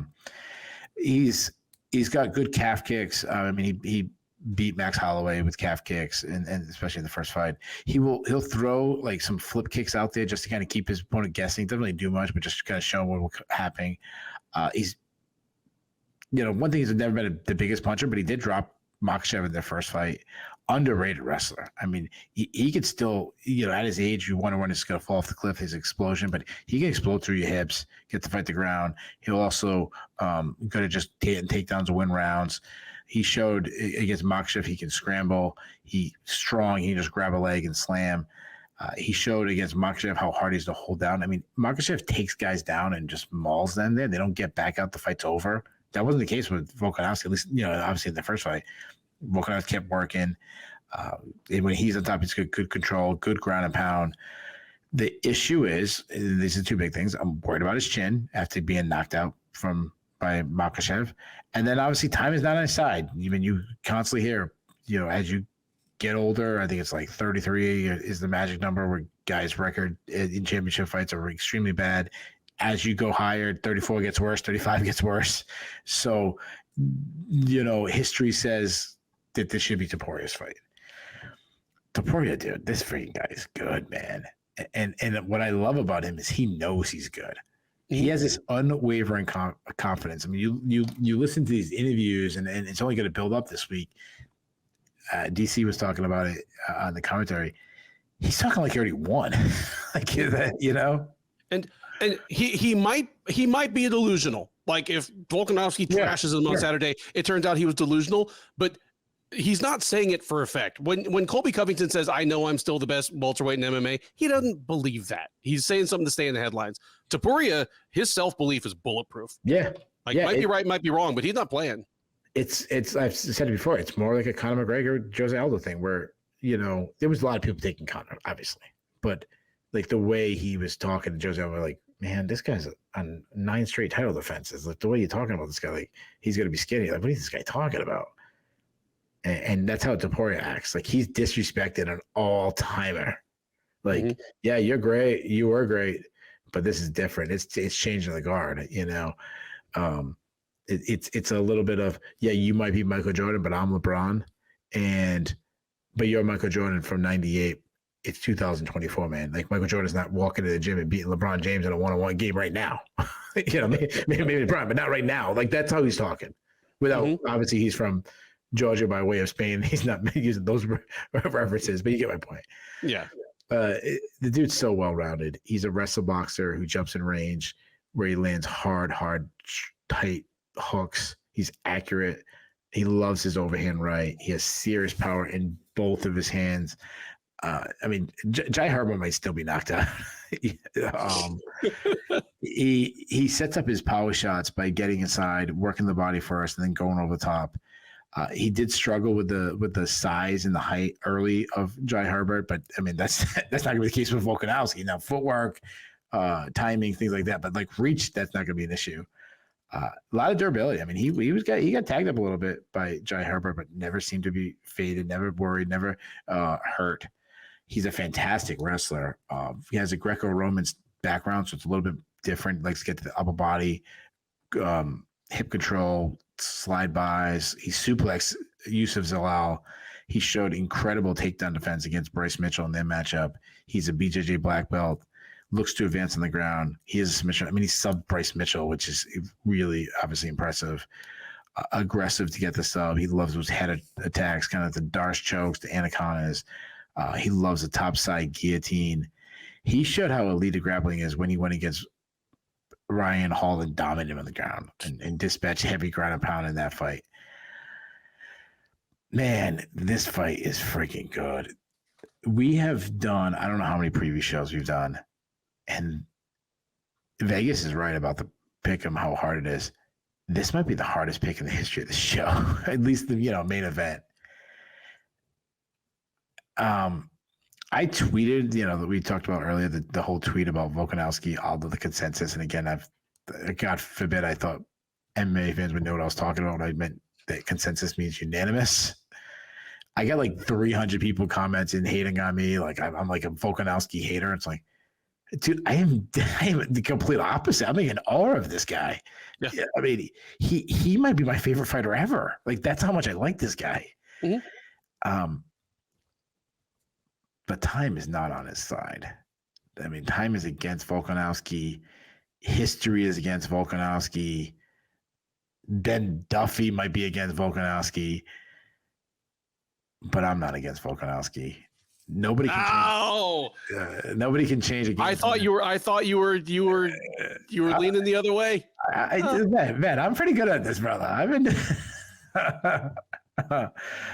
Nobody can change a game plan better than him. He said there's levels. You may be physically better than Volkanovski. You might have skills better than Volkanovski. But there's fights going on beyond what we see. And nobody wins that mind thing. Now, that's a question mark because Volkanovski's talking about getting in his head and this and that was always like, whoa, you're the complete opposite. But I'm talking about that strategy, the mixing things up. I think he gets Topuria guessing. And yeah, like I said, everything says that this guy should lose. I'm going with my dog. I'm going to say Volkanovski wins by decision. I love the breakdown. I love the moment of suspense there. I mean, we just got to do like the Lee Corso thing, and you like pull the helmet, like on ESPN Game Day. You pull the helmet out of the trunk. I thought you'd like this is against him, this is against him, that is against him, but I'm not against him. I thought you'd like that. I'm not gonna elaborate too much on your breakdown of their relative skills. You hit all the points that I would have hit better than I could have. Just gonna point out that Volkanovski is short and stocky, and he's given up reach and height to every single one of his UFC opponents, with the possible exception of Chad Mendes. And I think even Mendes probably like had like a little bit on him. It just doesn't matter. Some of the people that would argue for Khabib to be ahead of him all time, they care about the zero, and they care about that one early fight in Volkanovski's career where he lost to a welterweight in a boxing ring in like his fourth fight. It's just completely irrelevant. He fought a lot of welterweights early on there. He has like 2 early career wins over Jai Bradney, who's a pretty good sized welterweight that was pretty good for a while. He won an AFC title over Jamie Malarkey, who's in the UFC as a lightweight right now. He's been smaller than everyone he's fought all along, and it just hasn't mattered. I said ahead of the first Makhachev fight, and in that one I picked Volkanovski to win, and I said there are plenty of great gyms in MMA. Like, it's an all-time great era for, if you're a fighter with the means, you can find a team that will shore up your deficiencies, get you with like a coach that can communicate to you and make you the best fighter you can be. It's an all-time great era for that. But out of all of them, I don't know if there is a team I would like better than Joe Lopez and Eugene Behrman. Give me 3 months and an opponent with plenty of tape on him come up with a plan for me to beat that guy. I said it ahead of the Makhachev fight, and you know what? I still felt good about that after the Makhachev fight. I said, you know what? Maybe that's as close as Alexander Volkanovski can get to overcoming the overwhelming physical disadvantages he had against Makhachev. Like, he put on a hell of a fight. One of my favorite photos in the modern UFC era is it's from that first fight where Makhachev is on Volkanovski's back. Volkanovski's fighting the hands, and he's just grinning. Like, here, Topuria is probably the most dangerous challenger Volkanovski has faced. Like, he brings, he's the closest thing Volkanovski is going to face to a mirror match. A guy that is also short and compact, a stunningly better athlete than you would think, super well-rounded, like at least good everywhere and great at most things. Like, if we learn on Saturday that Topuria is just version 2.0 and it's time for the new era to start, and the fact that Topuria is 8 years younger is going to be the deciding factor, I won't be that shocked. You know, Father Time is still undefeated, but I still think Volkanovski's got enough left to handle Topuria here. I'm with you. I think they're given the best minds in the game a full camp to work on Topuria, to scrutinize the tape, see his tendencies, see his strengths, see whatever tiny weaknesses that there are, and take advantage of it. Volkanovski has an incredible basic skill set that throws a lot of people off, but then it feels like he brings out a new wrinkle every time. Like, he beat Max Holloway 3 times. Only one of them was super close, but he brought out different things to kind of give Holloway something to think about each time. I think Topuria is going to be surprised. It'll be the first time in his UFC run that he's really faced adversity. I mean, he has blown through the people the UFC's put in front of him. And it makes sense why he's so cocky, because thus far, he's mostly been able to attack his opponents at whatever they think they do best and just clown them. Like, you can argue that not since John Jones have we really had that. Like, Khabib went at people at Khabib's strength. And he's like, sure, you know the takedown's coming. I know the takedown's coming. And if you can't stop it, this is going to be a rough night for you. Sure. Topuria, it's more like the John Jones thing. Oh, you're a ground fighter? I'm going to put you on the ground, completely laugh off all of your offense, and just punch your skull into the canvas, Ryan Hall. Same thing with you, Mitchell, only I'm actually going to tap you out after just manhandling you. Like, it just harks back to John Jones being like, I bet I could take you down, Daniel. Yeah. Or just like, oh, I'm just going to get in the leg kicking contest with Thiago Santos. Like, that's what he does best. I'm just going to beat him at it for 25 minutes. I love his confidence. I still think he is the future of the division. Even if Volkanovski beats him, even if Volkanovski trashes him, I totally agree. Yeah, I'll take Topuria over the field, as he will be champ sometime in the next 5 years. Yeah, I agree. But not just because, I mean, how much longer is Volkanovski going to do this regardless? Yeah, I mean, Volkanovski, like, it wouldn't be off the chart shocking if he wins, if for him just like retire in the cage. He's 35 years old. Yeah, exactly. Absolutely. But yeah, give me Topuria over the field to wear a UFC belt at some point in the next 5 years, but I don't think it's Saturday either. I think we get just a heroic performance out of Volkanovski. Topuria has been in one 5-round fight, and it was against a guy in Emmett that he was beating pretty handily and didn't really make the cardio an issue. Like, lots of fighters have enough cardio to go 5 rounds if they're dictating the pace and they're outmatching their opponent. I don't think Topuria is going to like what the 4th and 5th rounds of this fight feel like. Give me Volkanovski by decision. I think he wins pulling away. I could see him being in some trouble early.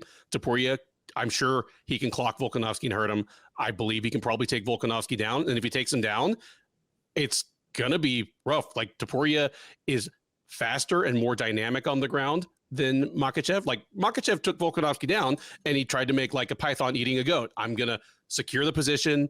I'm going to get 1 hook in, get 2 hooks in, start punch. Like, it's a very deliberate ground game from the Dagestani guys. Topuria is more fast and furious. Like, he'll be punching at Volkanovski, trying to grab his neck in transition. I could see Volkanovski losing one of the first 2 rounds. I could see him losing both of the first 2 rounds. Even if he's down 2 rounds to none, unless he's badly rocked or bleeding, I still like him to win this fight. Vintage performance from Alexander Volkanovski. I got him by decision as well. Yeah, the only thing I don't like about Volkanovski is your boy does not know how to dress. Like, dude dresses like a 13-year-old like boy who just discovered rap music.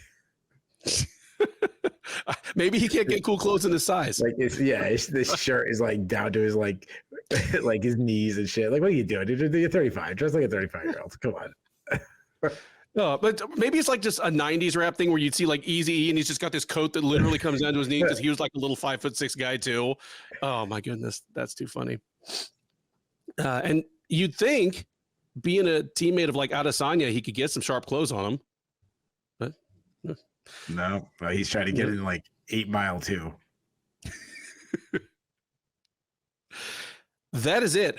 The Sherdog Radio Network preview for UFC 298, Volkanovski versus Topuria. I have been Ben. He has been Keith. If this is your first time watching or listening to one of our previews, first of all, thank you. We hope you enjoyed it. We do our best to bring you as good a mix of in-depth analysis and occasional silly side tangents as you'll find anywhere in this industry. Please do like, subscribe, drop us a comment. Keith and I both man the comment section. We'd love to hear your take on these fights. If you think we're out of our gourds on any of these picks, we have at least one unanimous upset pick here. Let us know. If you're right and we're wrong, we will give you all the credit on the recap. And you should join us for the recap as well. We will be live on the Sherdog YouTube page about 10 minutes after the main event. Keith will take the captain's chair. We'll talk about all 12 of these fights in reverse order, from the absolutely sensational main event all the way down to the not that bad first couple of fights.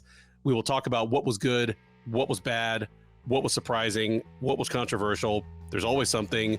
We will talk about what's next for some of the notable winners as well as losers, and we will talk with you. The live chat is open that whole time, so we're taking your questions, your comments, and your hot takes in real time. We have a growing community of friends that hang out with us after the fights, and we would love for you to be part of it. Between now and then, thank you once again for listening. Enjoy the rest of your week, and by all means, enjoy these fights.